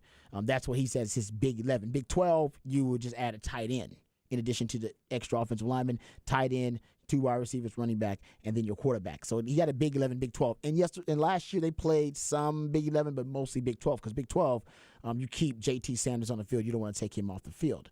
And I heard him say this in the coaching clinic this past offseason, and I thought to myself, that's interesting, because when I did the research, I have Texas using 6 O-linemen a little over 15% of the time, so it's not a tremendous amount, but enough to shake things up and, play bully ball. When Sark wants to play bully ball, he's big on that. But then adding Paul Chryst, and my just basic knowledge of Paul Chryst throughout the years, he's been a huge advocate of bringing in extra offensive linemen.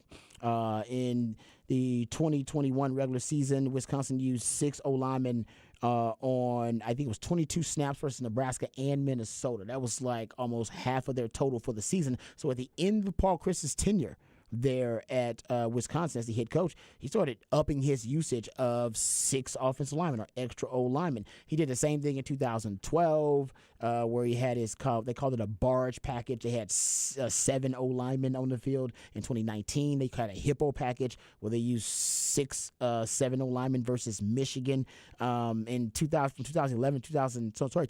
to 2011, Paul Chryst was the OC at Wisconsin, and Bob Bostad, I believe, was the O-line coach, and they deployed O-linemen as jumbo tight ends back then. So either way you want to look at it, Paul Chryst is big on it. And I remember when I told you guys about, Brendan Marion coming on and how he was going to bring his go-go offense with his 2 tailback sets. And last year, what did Texas do? They used a ton of 2 tailback sets, right? 21 personnel. Why? Because, you have Bijan Robinson and Rojo. You probably have the best backfield in the country. You want to weaponize that. You want to be able to maximize that advantage. And Sark has said every year he changes his offense. He tweaks it just based on the personnel that he has, right? If he's got a star running back or he's got a star wide receiver or a star tight end. And I've told you guys, I think this year he's got himself a star wide receiver and a star tight end, and I think he's going to build the offense around those concepts. But one concept I can assure you're going to see more of, and more than 15%, will probably be the 6 O-line package. Now, I went back and did some research to find out where to start getting inspired by this. I'm always a football theorist. I want to find the genesis of something, right, the root of it. The first mentions of really the 6 O-line package becoming popularized in the NFL happens around 2009, like 2009, and mostly teams are using it for short yardage situations and for goal line situations. But some teams around that time started using the 6 O-line package in more standard situations and early down usage. That was rare. That was new. It was seen as a goal line short yardage package. Cincinnati, they were leading the NFL around 09 in 6 O-line packages, along with Baltimore and the Jets with Brian Schottenheimer calling the plays. Shout out Bill Callahan as the O-line coach. And New England with Dante Scarnecchia as their O-line coach, famous O-line coach there. And they were using a lot of 6 O-line packages back then in 2009. And then you fast forward, kind of past that period. There's some teams using it 2010, 2014. I found a lot of examples of it. Teams like the Raiders, the New Orleans Saints, because Sean Payton is a big personnel package guy, so he runs more personnel packages than any team in the NFL. But 2018, the Seattle Seahawks decided they wanted to make it a mainstay in their personnel usage. They went from bottom 10 in rushing in the NFL in 2017 to the top rushing team in the NFL, actually, like number 1. And they always had a problem protecting Russell Wilson. We all knew that. And actually, that season, they averaged 5.2 offensive linemen on the field per play through their first 14 games of the season. They were averaging more than 5 offensive linemen on the field because they were playing a ton of 6 O-line sets. Pete Carroll, famously, is a mentor for Steve Sarkisian. I'm not saying Sark got it from there, but I know Sark pays a lot of attention to what Pete Carroll does. And by the way, at that same time, Sark is in the NFL. He's coaching for Atlanta. He's coaching Atlanta, and he's the offensive coordinator in Atlanta. He's following my boy Shanahan there. And when he follows Shanahan, he uses a lot of Shanahan's concepts to transition his offense, all right, from the Shanahan offense to the Sark offense, including using a lot of 2 tailback sets, which I brought that up because nobody uses more 21 personnel than Kyle Shanahan. But I digress, getting back to the 6 O-line sets. So even in 2018 and in 2019, Seattle, they're leading the NFL in 6 O-line sets. In packages with 6 offensive linemen. There was actually a game, Monday Night Football game in 2019, where Seattle used 6 offensive linemen, 32 out of 43 rushing attempts. And they were second in the NFL in 6 O-line packages in 2019. Obviously, Sark has moved on then, but when Sark takes something or a concept that he likes, he usually just kind of puts it in his bag, saves it for when he needs it, like all great offensive minds do. And I think maybe, and I'll ask Sark if I ever get a chance, I think I'll have a chance maybe around Big 12 Media Days, where he got the inspiration for his bully ball package, the Big 12, Big 11 package. And I wonder if it's just serendipitous that he and Pete Carroll in the NFL around the same time started using, Pete Carroll started using the 6 O-line package. And now, a former mentor of Sark's, Pete Carroll, and I wonder if Sark was inspired by some of that stuff from Pete Carroll. And also, in doing some deep dive about the 6 O-line package, because Sark wants to throw out of it, but I think 70% of the time Texas runs the ball out of 6 O-line package. But Sark wants to throw out of it. He wants to surprise teams. Right? Remember my saying for last year, when you present power personnel packages and then you can pivot to play action pass principles. Sark did that a lot last year. I went and looked at every pass that Texas threw with 6 O-linemen on the field. How about these numbers? So 76% of the time, it was a play action pass when they decided to throw the ball with a 6 O-line package. So heavy play action pass usage. Around 75% of the time, too, when they passed the ball with the 6 O-line package, it was on first down. Trying to fool the defense, right? 6 O-line and on the field, you're thinking run all the time. You're probably extra linebackers on the field, and Sark wants to deceive you with a play action pass. And he also took a lot of shots deep. Extra lineman in the block, got more time for routes to develop down the field. So when you did take a deep shot, 20 yards or more down the field, out of your 6 O-line package, 92% of the time, that was a play action pass. So you combine all that heavy 92%? Yeah, when they threw a deep pass with 6 O-linemen on the field, it was a play action pass 92% of the time. But your play action pass rate is 75% anyway. Yeah. So he's heavy play action pass out of it. That's why he likes it so much, because automatically it triggers defenders to think run, run, run. and he caught him a lot slipping. So you got a high explosive play rate out of that just because you caught a lot of defenders slipping on early downs. He wants to use a lot more of it. You're going to be able to run the ball out of it. Last year they averaged almost 5.5 yards per rush out of it, but you had Bijan and Rojo. I think this year he wants to use the extra O-lineman to juice the running game a little bit more. So whoever that extra lineman is going to be, last year was Andre Carrick a ton. You're going to see it, in multiple different ways this year, but you're just too deep at O-line, and all the signs, like I said, are pointing to you playing more of it. Does this mean you're going to play less of 11 personnel? I wouldn't worry about that. Sark loves 11 personnel. Plays 11 personnel, one back, one tight end, 50% of the time in 2021, 40+% of the time in 2022. The only reason it dropped in 2022 is because you want to play more two tailback sets, 20 and 21 personnel with Bijan and Rojo and Keelan Robinson on the field. You lost Bijan, you lost Rojo. You'll probably lose a lot of that 20-21 personnel package too, and I think you'll end up using those reps in your 6 O-line package a lot of the times. So you'll get more heavy sets this year than you think. 12 personnel, one back, two tight ends, and you'll get your 6 O-line packages. You'll have more heavy looks than you like. Remember, Sark's a guy that wants to run the rock.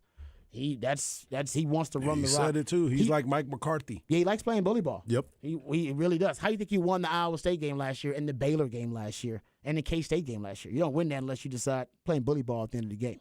All right, we'll come back. We'll get into a little off the record on the other side right here on Ball Don't Lie 104.9.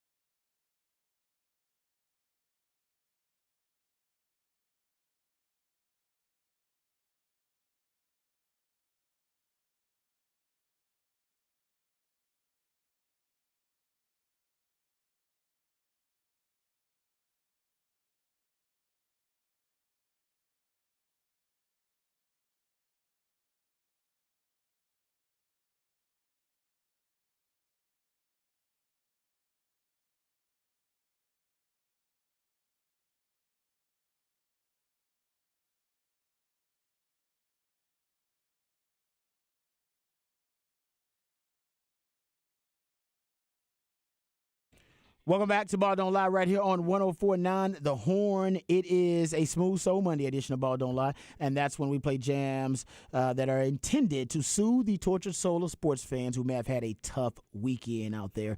All right, gentlemen, let's get to quick off the record. How about this? This is a little shocking to me, honestly. Forbes have an article, and their article is based on the most valuable franchise, most profitable sports teams, period, over the past 3 years. So it's a cumulative study over the past 3 years. And guys, and this is Major League Baseball, NBA, NFL, NHL, and soccer teams too. All right, so Forbes threw them all in there. Most profitable teams in sports last 3 years, Dallas Cowboys number 1. Not shocking. Shocked. New England Patriots number 2. Not as it's shocking either. The Tottenham Hotspur EPL team, number 3. Really talented team. The Knicks are number 4. The Knicks are having a bit of a comeback here, though, because the Knicks had a decent year. But this is like the first good year for the Knicks in a while, isn't it? Mm-hmm. Well, people say the same thing about the Cowboys. But the gonna Cowboys say, hold on, man. been winning 12 games, They 12 man. and 5 every year, Pretty man. good. That's what we do. We win 12 and don't do anything after that. Man U is 5th EPL team. That's the Glazer family. They lost this weekend. Oh, there you go. Yeah. You Man had City something won. on that, didn't you? I just had a wandering eye. Guys, how are the Houston Texans at 6 Hey, man. ahead of the Golden State Warriors and the Lakers? That's pretty wild. The To tell you- Giants are at 9. Yep. Manchester City is at 10. That's who beat them. That's who beat Man Oh, that's who U. beat Man U. Yeah. Y'all surprised the Texans? The Texans are what I want to talk about here. I'm really shocked by that, I'm to be really quiet. surprised. You know how you The said last not surprised by the Cowboys? I'm definitely shocked by the Texans Bro, being there. The last 3 years, they've been a fuster cluck. Nobody's been franchise. going to the game, so how you making money? How you making money? Well, also, It's it's crazy. like you don't have a new building. No. Because, like, you know, if you have a new building, Yeah, that then your helps. valuation goes up because, you got I don't know. I'm with you. Guys, I'm a Texans fan, and I am stupefied, dumbfounded. Yeah. I'm shocked.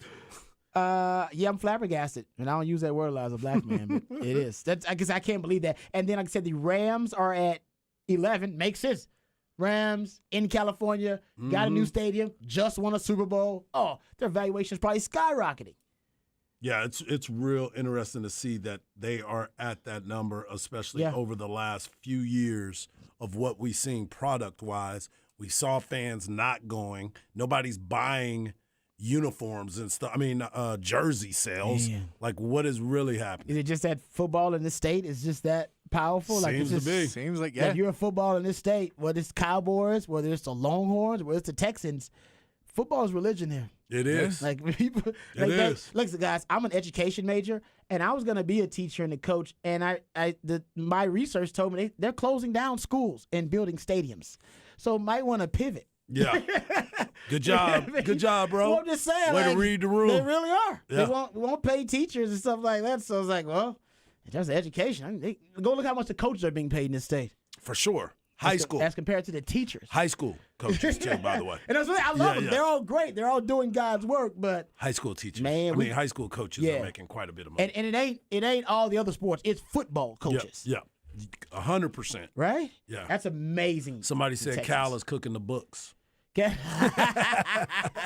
Easterby did before he left. Yeah. Yeah, That's it's one of amazing. those guys. It's the guy that gave the NDAs out. Yeah, so, The former Secret Service yeah, dude. that or guy. That whatever. guy's helping him out. Yeah. Just around the list, Liverpool's at 12 behind the Rams. The Washington Commanders at 13. Chicago Bulls at 14. The Bears at 15. Dallas Mavs at 16. The Jaguars at 17. That's got to be their international growth, though. Yeah, but It we're has to- saying that's the why they keep going Commanders. across. Like the That's not the last- Commanders is only because they just got bought for that, right? That's probably a lot of it. Like because Yeah. you can't say they have a terrible stadium. They They have a terrible team. Yeah, you're right. They don't yeah. really have anything going for them other than the fact that they don't have Dan Snyder anymore. And so I guess it's And his name is still on the I think list this list. I until think then. this 'Cause list might remember be he a little said- bit off. Well, You he think said so? it's for 3 It's years. for the last 3 years, though. I know, Yeah. but you're right because the Commanders were so good 3 years ago. Yeah. But I don't. Can you explain the Texans? No, that's what I'm saying. I'm like, how are all of the other NFL teams not ahead of The these guys? Eagles are 24th on the list, behind the Rockets at 23, the Steelers at 22, the Jets. Jets are about to skyrocket a little bit too. On 21, the Dolphins at 20, the Broncos at 19, 18 Celtics, and then like I said, then we got the Jaguars. I just can't believe the Texans are in the top. Texans will be in 24th to 25th. I'd be like, that's fine, makes a lot of sense. They're at 6. If Texans were 24th in the NFL, I'd be fine with it. Well done. True. This year, actually, we'll take that. I'll take that. All right, let's get to some NFL news, notes, and nuggets. Speaking of the NFL, gentlemen, we'll talk about Cowboys OTA news, notes, and nuggets. Dak, where he's among the best deep ball passers in the league, and a lot of good news coming out about this receiver from Texans practice. All that and more right here on Ball Don't Lie. One for another one.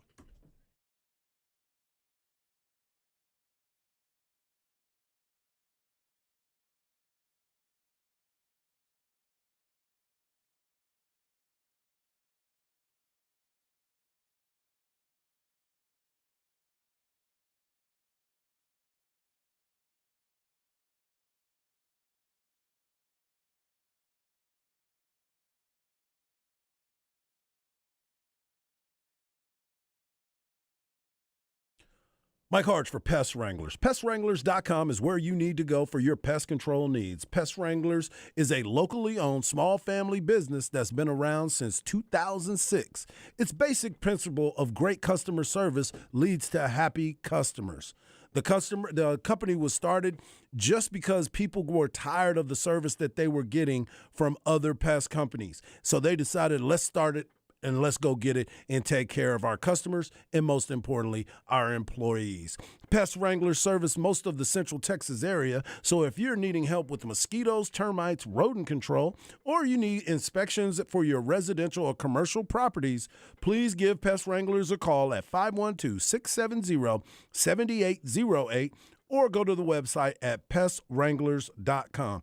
Pest Wranglers won't make you sign a contract because they believe if the customers stay happy, they will stick around as customers. They've got 5-star ratings on Google, Yelp, Angie's List, and all referral sites. My Pest Wranglers Pest of the Week, the Texas Longhorns pitching and defense. They pitched outstanding all weekend with 5 total pitchers in 3 games. Great defense as well, sweet plays and timely plays on the defensive end. The Pest Wranglers Pest of the Week, the week is the Texas Longhorns pitching staff. Go to pestwranglers.com.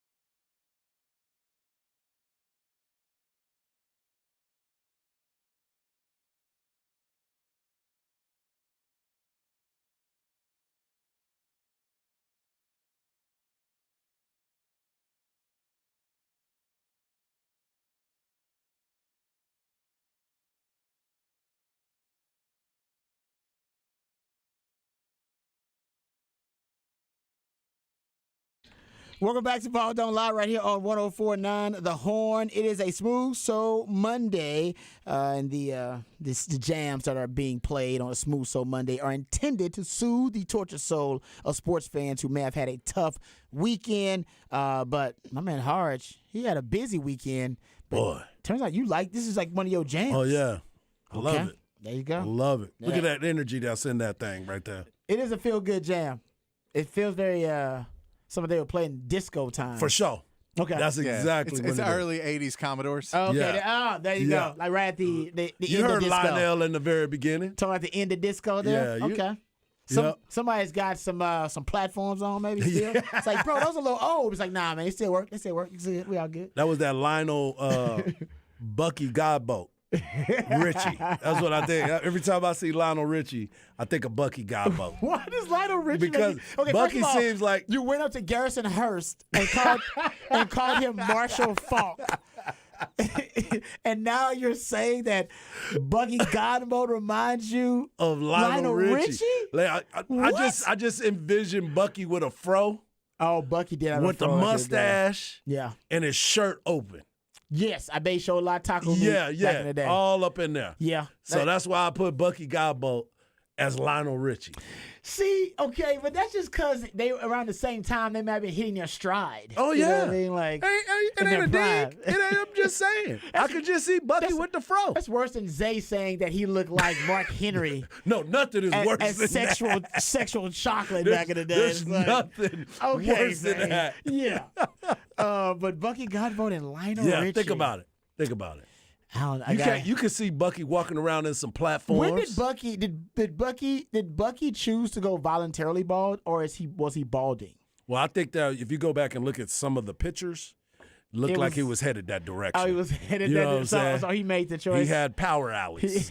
You know what I'm saying? All right, because I was like, when is the last time we saw him like hair rocking a hairstyle or a fro? Yeah. So I think he went with the beautiful bald black man thing. Yeah, that's what we do. That's what we do. I did not mean to Hey, compliment look. you there. Well, that's what we do. I was trending in that direction. I was trending in that direction, so I had Wow. to make sure that I go with the look. We'll have to Yeah. try to see if we can scrounge up a photo of Bucky with an afro. Oh, or I'm something sure like that. I'm gonna try to find and see one. how closely he resembles Lionel Richie. We can also try to find that audio of Chad Hastings drinking breast milk Yeah, from a coworker's wife on the air. yeah, we definitely need that. Somebody said it was Facebook Live. So you tell me there's video of There this too? has to be. All right, we have to get the staff on this. Yeah, We have yeah. to get our digital staff. See if we can pull up, we can resurrect this audio / video of Chad Hastings, who admitted it. Yes. We did text him to We find did. out, was there a miscommunication? I knew somebody drank some breast milk on Trailing Show. Turns out it was his It co-host was his co-host. at the time, Chad Yeah. Hastings. Fearless. Did we find out if his wife consented to Did him not drinking find that out. another woman's breast milk that wasn't his wife's? I don't think Is I that did considered get that cheating to drink another woman's breast milk? Unless you can get considered an weird. Yeah. What'd you say? It's considered weird. What is that? It's like considered. Okay, it's only cheating if you didn't tell your wife you were drinking another woman's breast milk. That's cheating. Maybe I have some That's a good secret. milk today. Oh, if you Yeah. get it from the teat. Yeah, it's, because that's also something that's like, That's you hap- mentioned that as how was your day? That's something that's part of your day. Yes, you gotta bring so, that up. So if you intentionally leave that out. Yo, she heard it from a friend. You know, like, did you hear what your husband was doing on the radio today? What's your breath smell What? like? Why is your breath? Oh, that's seriously. He definitely had to go. Oh, okay. I don't want to get deep into this. It did happen, and we will try to find the audio or images from that day. Wow. What did he drink? What was he drinking out? Was it just a regular cup? Or they give him like a, Ugh. you know what I mean? Let's go with cup. Let's make it not Let's make go it with any that. worse. Yeah.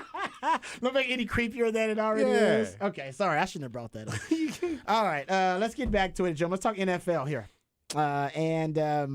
Man, that was an HGA segue there that I missed. What? HGH segue I just missed there, and I'm just mad at myself for not setting it up properly. Anyway, let's get to the Cowboys OTA news, notes, and nuggets here, gentlemen. You sent this hard from CBS Sports. Yep. And it's about different storylines coming out of mini camp so far from different teams around the league.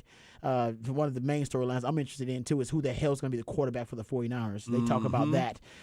They talk about Jimmy Garoppolo's left foot. injury for the Raiders. That's a big topic of conversation around the league. They also bring up here the Cowboys tight end room. Here's what they say.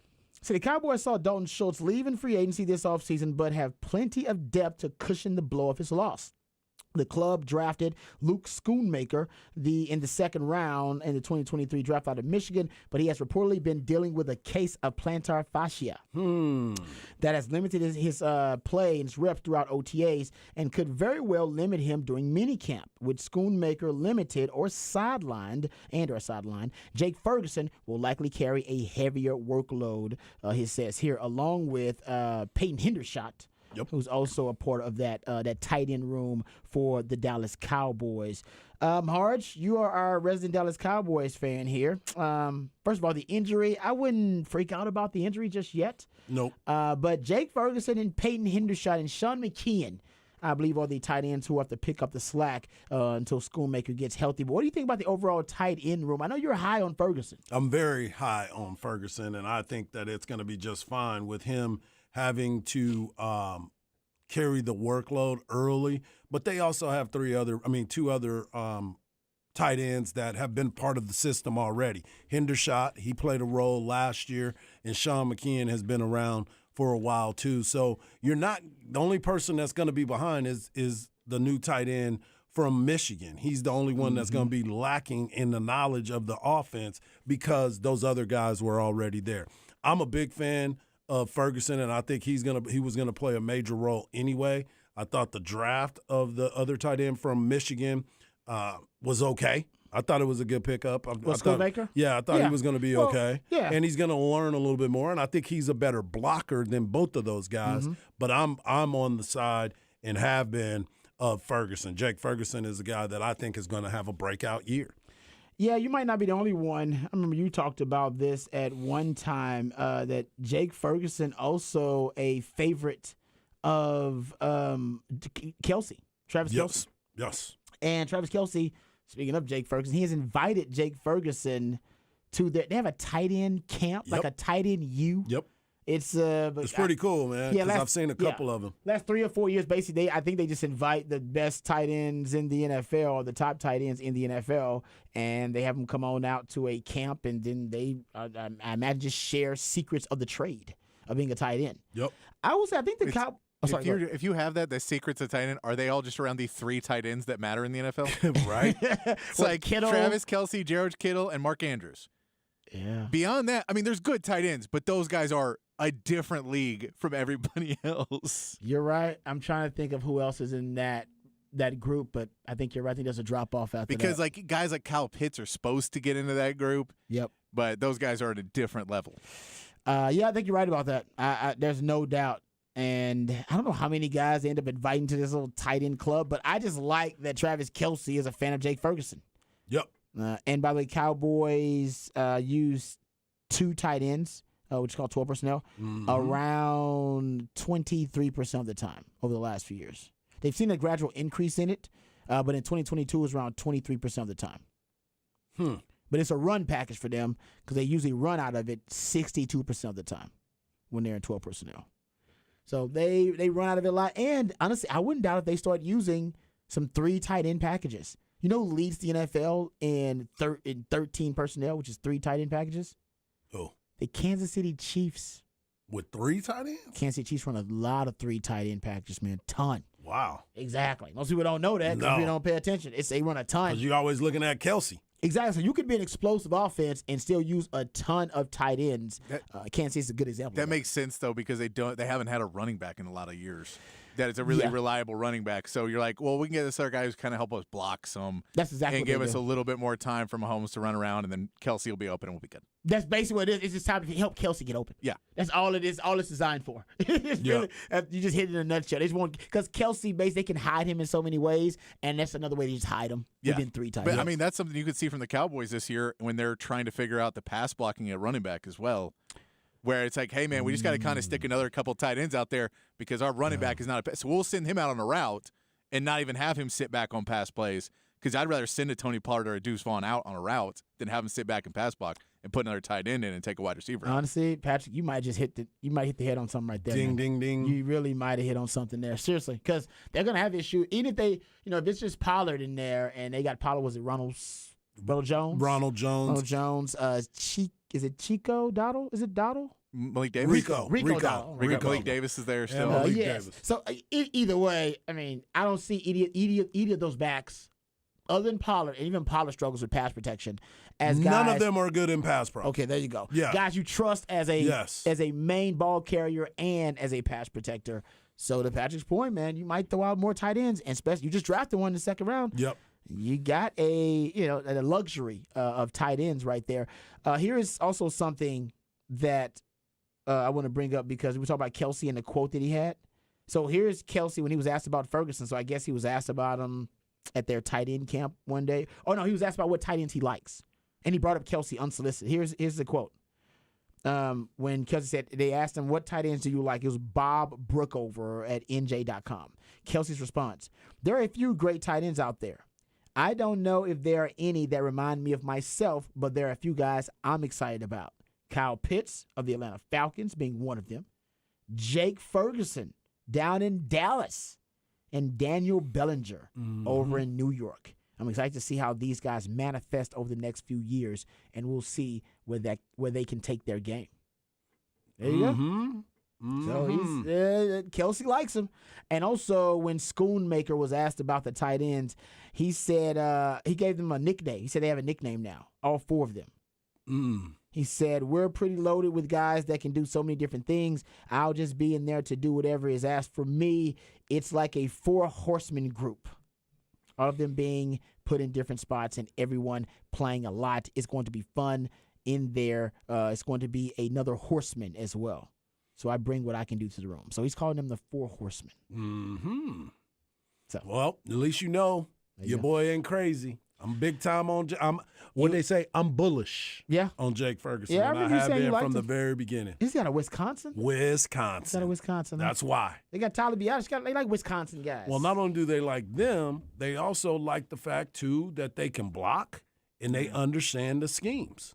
You know what I'm saying? They understand that, hey, I need to make sure that I can slip out here, catch a pass, but I need to make sure that I can block as well. So if you played in that place, that's what it's all about. Paul Christ. There you go. Going back to it there. Bring it all the way back. Bring it all the way back. All right, let's get to a couple of other nuggets here. Okay, how about this? Tony Pollard says he's going to be faster.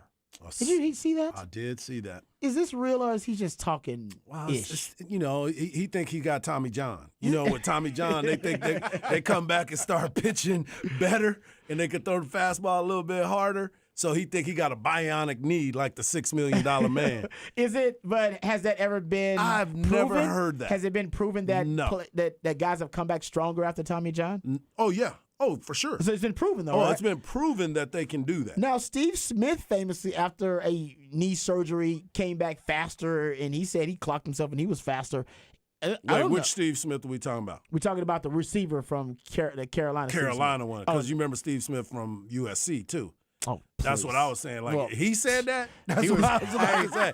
He He said that. He was pretty fast out of the league. Yeah. That's why I was like, he said that? Who said that? He said that? No, Which Steve Smith we talking about? No, the one we all respect. Okay, there it is. The one that will put them hands The on you. one that will put them hands on you. Yeah. But I wonder, this is him. This is what he says. He says, I'm going to be faster. He feels it. That's fine. Be fast all you want. How many carries can you have in a game? No, that's not on him. That's more on the Cowboys. No, but remember you talked said about he him was- saying, Yeah. I've only got this many in me. You right? And so be as fast as you want. That's one play. Yes, good point. Yeah. And maybe that's a great play and it's a touchdown. But again, the Cowboys right now don't have like a solid 45, 50 carries a game, which under Mike McCarthy is what they apparently want. That's a good point. Yeah, how would you divide that up? If you want to get to 40 carries, who's going to be who's gonna those tote guys? the most of that? That's right. Who's going to get you your 20 plus carries? That's 'Cause I why don't we're even think- still searching. You don't want Pollard to be that guy. No. That was the whole point. He's of not Skip. built for Yeah, that. Coach Pete said that. Yeah. He said, was it Skip Pete? Is his name? Yeah, Skip Pete. He said you don't Rodney want Pete's Pollard. brother. Yeah, you don't want Pollard. Is that Rodney Pete's brother for real? Yeah. I didn't know that actually. yeah. I guess I should have figured that. I mean, how Yeah. many Pete's. Pete's Do you know? are there. Exactly. And especially that they put an E after the. It's like two E's and then a T-E, right? It's P-E-E-T-E. Yeah, so Yeah. it's a weird spelling of the Pete's Yep. as well. That's right. All right, how about this? Good news for Cowboys fans, though. I'm hearing that your boy, the receiver, is Tolbert? yes, that Tolbert has been really impressive. Jalen Tolbert is already making waves, reportedly, for the wide receivers 4 spot, and it's a really good sign. And Patrick Walker, who does a really good job covering the He Cowboys, does do a good job. yeah, he does a good job. He's worth a follow. I'll give you his Twitter here in a second, guys. But he is saying that it's Brandon Cooks' influence. It's at Voice of the Star. He's worth a follow if you're a Cowboys fan. He is saying that Brandon Cooks is basically taking Tolbert under his wing. Here's what basically Tolbert had to say about Brandon Cooks. He's been a big part of the offseason for me. We go eat, we talk ball, we work out together, all the little things. He's been in the league for a while, and he's had 6,000-yard seasons. We talk, and he sees in me what I see as well, and he told me, I'm going to look out for you. I'm so excited to go with him and learn more about the stuff that he sees. Having guys like that I've never had before in my football career is positive and big for me, and I'm going to continue to grow off that. And when he said Cooks' best advice for him was, when he was asked about his season so far, he said, or his career so far in the NFL, he said, flush it. He's obviously been in the league for a long time, and I was disappointed about last year. I went through what I went through last year, and he asked me about it. We talked about it, and then he told me to flush it. He said he sees a lot in me, so flush that from last year. Have fun, continue to grow, and take that jump in year 2. So this is kind of what Patrick brought up about what DeAndre Hopkins could be in a room for the Texans. No, we talked about for the Cowboys last year that they could have used a veteran on that team when CeeDee Lamb moves up to your number 1, that there's just no real veterans on that roster. And they picked up T.Y. Hilton a little bit later in the year. Yes, they did. But I think T.Y. Hilton was more at the point of his career just trying to make a roster than he was really able to give advice, where Brandon Cooks is making enough money. He can be that guy. He's got comfort. It's a lot easier when you're making money. Job stability. Yeah, job Yeah, stability. it makes it a little When you're bit like- different, right? Yeah. Yeah, when you're not, I know how my rent's being paid. Yeah. It makes it much I'm easier. going to make the team, so I'll help you out. Yes. But it's great to see because, that is a very important thing, especially in some of these young guys where the coaches just don't have necessarily the time or the investment. Where they go, man, I don't care. Like, whether you make it or not doesn't mean much for my stability. Now, CeeDee Lamb, if he's the best wide receiver, then everybody wants to hire me as their wide receiver coach. But if I take you from a wide receiver 4 to a wide receiver 3, nobody's going to come call him for me. I totally agree. The investment is a big part of it. You talked about this with your NBA take on, Yep. the guys coming back to school because some teams don't want to. If they don't want to invest in you with that first round pick, because they're investing in a first round pick, what you have to understand is they will, even if you are not. Say you're a bust or you're not what they thought you would be, you can't reach expectation level, they will still throw good money after bad. There you go. They will double down on that. They will double. So a guy like for the Spurs, Lukas Samanic was a guy they drafted a few years ago, and I still think he could have an okay career. But they drafted him. They knew they needed to put some weight on him, do stuff like that. They sent him to the G League. They called him up. They tried every single thing to find a way to make him work because he was a first-round draft pick. They've had second-round draft picks where they're like, hey, man, you didn't make all right, we'll trade you off, or you can go back to whatever country we drafted you from, or you can go play in another league. We don't care. But that first-round pick, you're like, man, this sticks out on a resume of how many I hit and how many I don't. Your job is tied to it. And so that's something where, for a guy like Tolbert, you want to hit on it, but I think if you have a Gallup, you have a Cooks, and you have a CeeDee Lamb on that team, he's probably not your number 1 priority walking in as a wide receivers coach to get him to that wide receiver, really good wide receiver 4. They basically need him or Fihoko to step it up and become wide receiver 4 for them, right? Because they had Simi. He's still there, isn't he? Simi Fihoko? Yep. He's still there. He's still there. Well, they just signed a guy named Tyron Johnson. I believe he was a wide receiver that used to play for the San Diego. I keep wanting to call him San Diego. Hey, you and DeAndre Hopkins. He was a wide receiver for the Chargers. He runs a 4.3 40. So he's coming in. They just signed him today because they have free agent workouts today. Okay. And so they brought in Keneal Harry, N'Keal Harry. Oh, they brought him back. They brought him in today. Oh, interesting. To work out with them. Okay. Jacob Eason, the backup quarterback. Bryce Perkins, the backup quarterback. Lynn Bowden, a wide receiver. Tyron Johnson, who they just signed. Jordan Miller, and Thacarius Keys, 2 defensive backs. But the only person that they signed today was Tyron Johnson. Okay.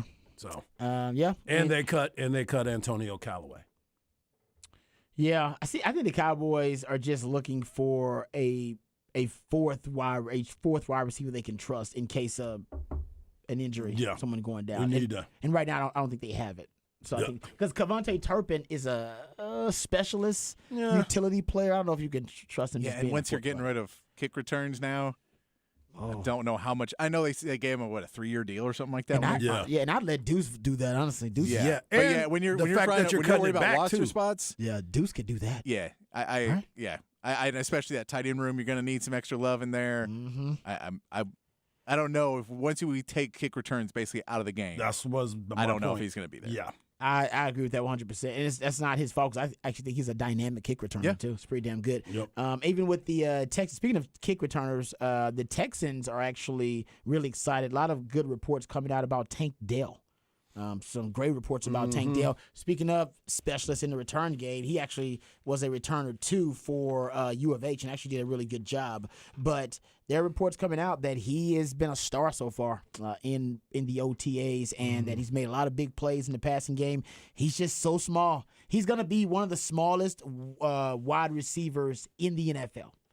Yeah. Talking about 5'8", 168, 170 pounds. I don't know what he is right now, what his playing weight is, but that's where he is kind of listed, around that weight. He's light. He's light, but he's fast. He is fast. He's fast and That's he what can everybody make keeps saying. moves. Yeah. My concern is that they need to put him in the slot as much as possible. Absolutely. He's a two-way go and needs to be off the line of scrimmage. That way, if he's a two-way go off the line of scrimmage, then he'll easily, or not easily, but he'll have a better chance at being able to get free at the line of scrimmage and get a free release. But if he's on the line of scrimmage as one of your outside wide receivers, I do think teams will just decide they want to bump him. Right. And just take him away. Don't have to, right? Yeah. And I may not leave him in on a lot of third downs just solely in the fact that that's where you're going to get killed. When he's open enough to catch it, but it's going to get come across and taken out. And you're just like, I get it. And you got a rookie quarterback who's just like, I just got to get that first down. It may shorten your career by doing that. I may take him out on some of those third down where, man, we really need to get 6 yards, and he's open 6 yards down with a linebacker looking at him. Yeah, no, but C.J. Stroud obviously likes him. Yeah. But that's a good point. I wonder how he deals with the physicality. I mean, he's 5'8", 160, so we'll see. Yeah, a guy like that learns how to avoid contact, though. Yeah. And he was extremely prolific the few years he was at U of H. And that last year, 109 receptions, almost 1,400 yards and 17 touchdowns. So Texans hoping he can be the answer for them in the slot. All right, we come back. We're talking Texas baseball. Headed to the Super Regionals. We'll talk about how they got there right here on Ball Don't Lie on 104.9 The Horn.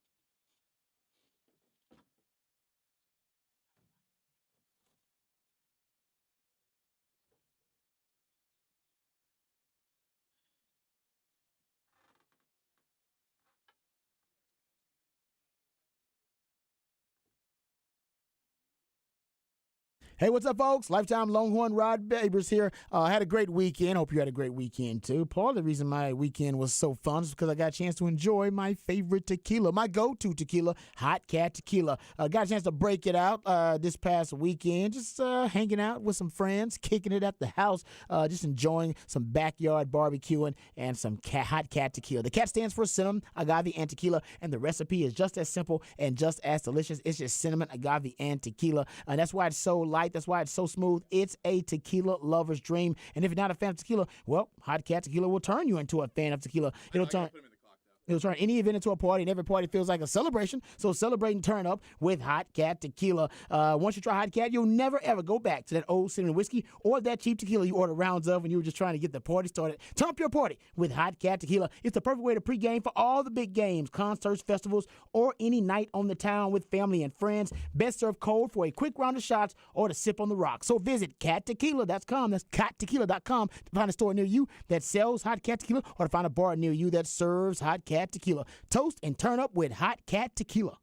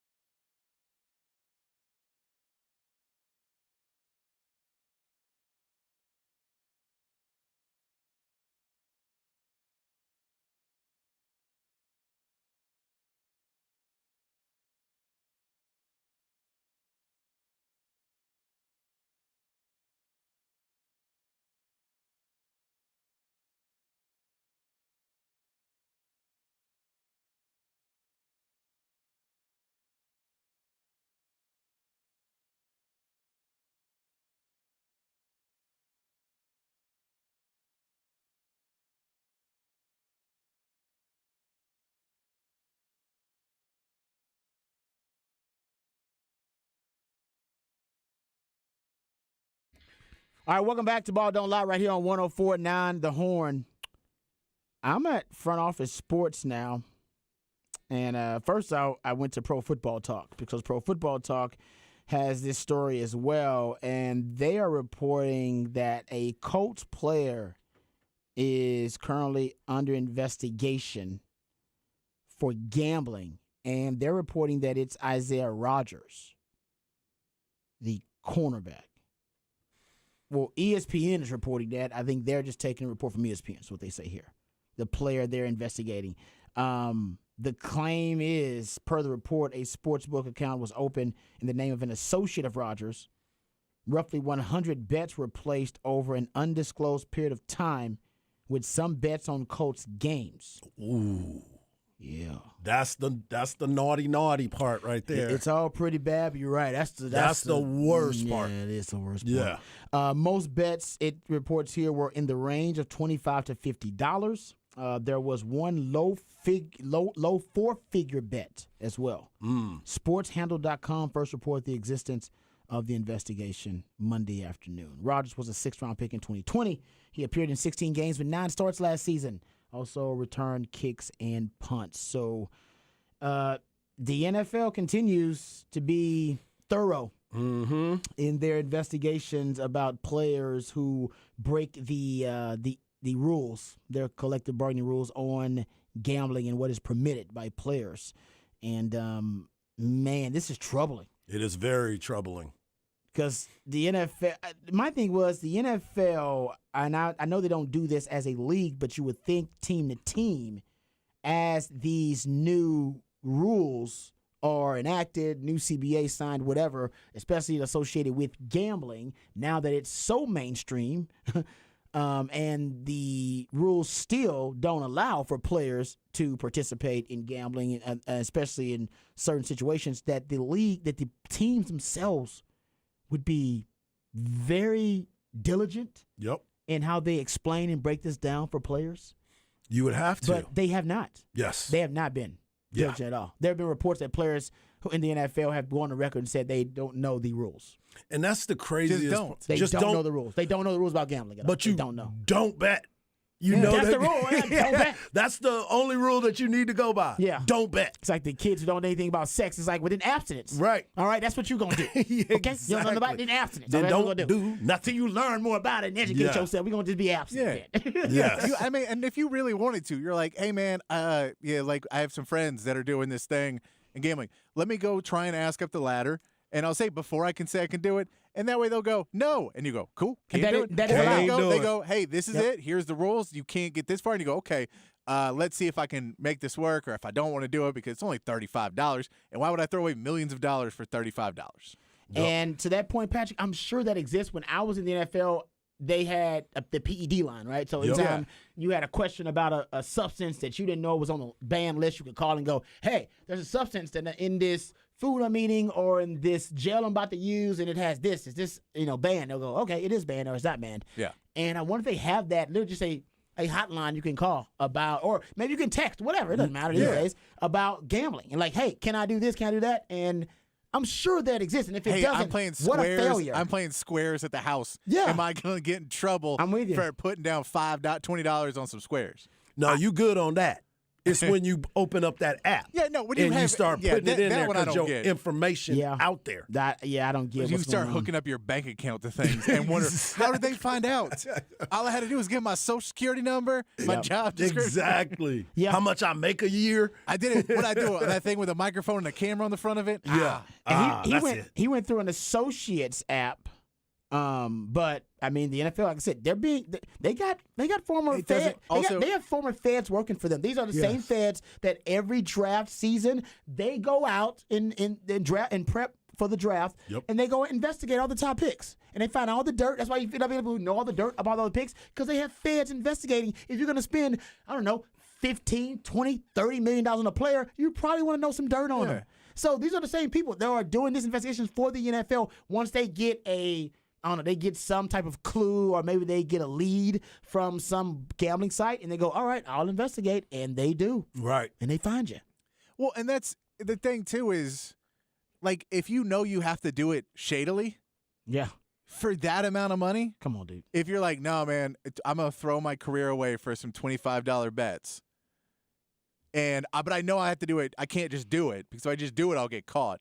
You're like, well, if I'll get caught for that. Just don't do it. Just don't do it. I'm with you. I don't even know why this guy started 9 games last year. You know how much money you make when you start 9 games in the league? I mean, this dude is making bank. And for the Colts, if that's the Colts, he started 9 games. They just traded away their cornerback to the Cowboys. Oh. They just traded away Gilmore. Oh, you might be right. That means more opening. That's a new opening for you. You might. Oh, I didn't think about that. I hope that's not why they did it. They might have been. He started 9 games for him. Yep. So that is the latest in the NFL. It hasn't become official, but it's being reported by multiple. I saw Schefter post it. So. Okay, so it's done. Yeah. How about this? This comes from The Athletic. It says 2 NFL agents said that since the April suspensions, they have heard from players confessing they they now know they violated the league's gambling policy that they didn't know prior to. Like they've been reading the stories and go, I did that. Right. You ever read somebody go, I did that. They went to jail. Ooh, I probably shouldn't tell you. I probably shouldn't tell nobody. Man, you got these. Tax evasion. Oh my goodness. Do I need to talk about this? No. So they didn't even know. It said one agent said, I have a player who has said to me, I bet from the facility $3 or $5 bets on other sports. This is a failure by teams.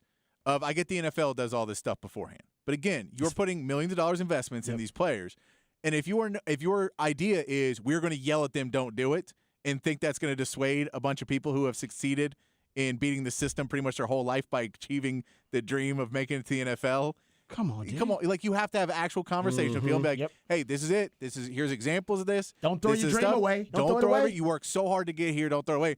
So it's a failure of teams that you just feel it's coaches I agree. being coaches and going, if you do that, you're an idiot. And they go, no, you're an idiot because you think you're going to catch me.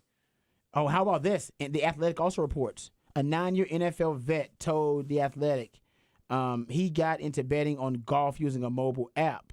He said before he placed the bet, he checked with an NFL PA, player rep, Patrick, who told him it was fine. He lost every bet he placed and has since deleted the app from his phone. So I guess you can just check with your player rep. That's what that's what I got from that story. You got your player rep and you go, hey, man, can I do this? And can I not do this? And they're supposed to know. Your player rep should and know. then at least And you they have, say no. well, and then you have plausible deniability of not knowing it was wrong. Because then when you go to the league and they're like, hey, we're going to punish you, you go, I asked. Yeah, because he I said he asked didn't our know. people, Yeah. and they said it was okay. And it is, by So the way. get mad at him. Betting on that golf app and betting on that golf was allowed. But you Yeah. got to know. You got to know You the got to rules. know the rules, yeah. But even if it's not at that point, then you can go like, look, I asked, I did my side of it, and you guys messed up. Yep. So how are you going to punish me that hard for it?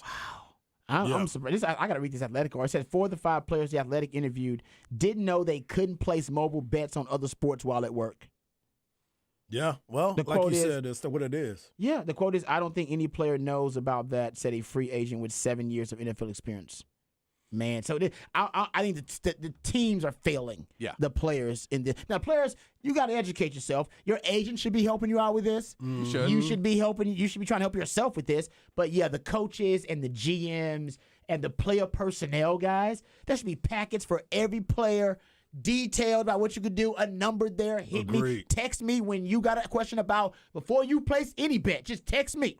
First of all, I'll tell you if it's a stupid bet. First of all, then I'll tell you if it's allowed. Well, didn't you say that when I know that it's in Major League Baseball locker rooms, minor league baseball is. locker rooms, you cannot bet on any sport. It's all around. Don't y'all have that in We the, do. Yeah, that's what I remember. thought. Yeah, I remember, and I remember thinking to myself, man, I've never bet on So sports. the I bottom never line will. is don't bet. Just don't bet. Yes. If you're still participating in the sports, in the NFL, Major League, NBA, you don't bet. What's Period. the average length of a career in the NFL? 3.5 years. Yeah, you can wait. Yeah, I was like, that's great point, Patrick. Great point. You got time, bro. Oh man. Okay, I want Try to save as much money as you possibly can. Now that hard shot will Not both tell you. for long. Yeah, save that cash, man. Exactly. Save that cash. For sure. All right, I wanted to talk some Texas baseball. We got sidetracked there, so we'll give you a little Texas baseball headed to Super Regionals before we get out of here in What's on Tap. Right here on Ball Don't Lie, 104.9 The Horn.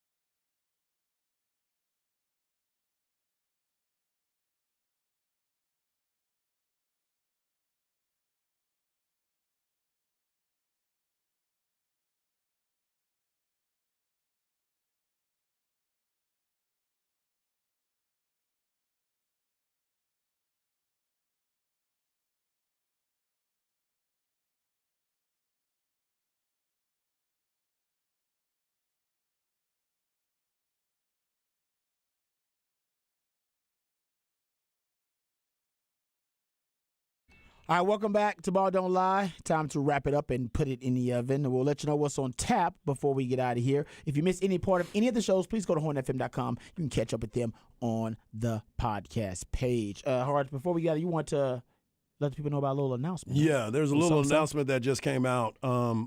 Indiana State won their regional, and TCU went to Arkansas and won their regional, won the regional that was held at Arkansas. So naturally, with Indiana being the host, Indiana State, you would think that they were going to be the host for the next super regional. Well, it's come out that they always host the Special Olympics there. The Special Olympics tournament, or not tournament, but it's the 51st year that they've done it. And they are not going to be able to switch it, right? So the Special Olympics is still going to go there. Indiana State is now not going to be able to host the Super Regional. Capacity so now TCU has the ability to host the regional now. The Super Regional. With that being said, in the news coming out, classy TCU fans, I know people don't like hearing that, but classy TCU fans have decided that they are going to donate money to the Special Olympics because Indiana State is a great story. They've done a great job, and they've done some really cool stuff for this season. Well, now they're not going to be able to host the Super Regional because of the Special Olympics that they have there. And the fans now are donating money to the Special Olympics because they're going to help those people out there. That's great. Yeah. Which is really interesting, too. Well, because TCU, no Texas team hosted a regional, and now we're going to have potentially two hosting super regionals. Exactly. If the Aggies take care of business. If the Aggies can take care of business. I'm hoping they will, and I'm rooting for the Aggies. Come on, Aggies, do something. I don't say this very often, but I'm rooting for the Aggies tonight. What's on tap for you? That's like Flabbergas. I'm gonna watch the Texas A&M Stanford game tonight. Yeah, me too. That's what's on tap for me. What's on tap for you? Yeah, I'm Patrick? gonna watch that game as well. Woo! We watching the Aggies and rooting for the Aggies? Exactly. Wow. I'm trying to hold my dinner down, too. All right. Join us tomorrow, same time. Soccer Matters same place. tonight. Soccer Matters coming up next. You don't want to miss Glenn that. Davis. With Glenn Davis, the big boss. All right. Remember, Revolution will not be televised. Talk about it right here on Ball Don't Lie. We love you guys. We mean that. Take care of yourselves, but more importantly, take care of each other. You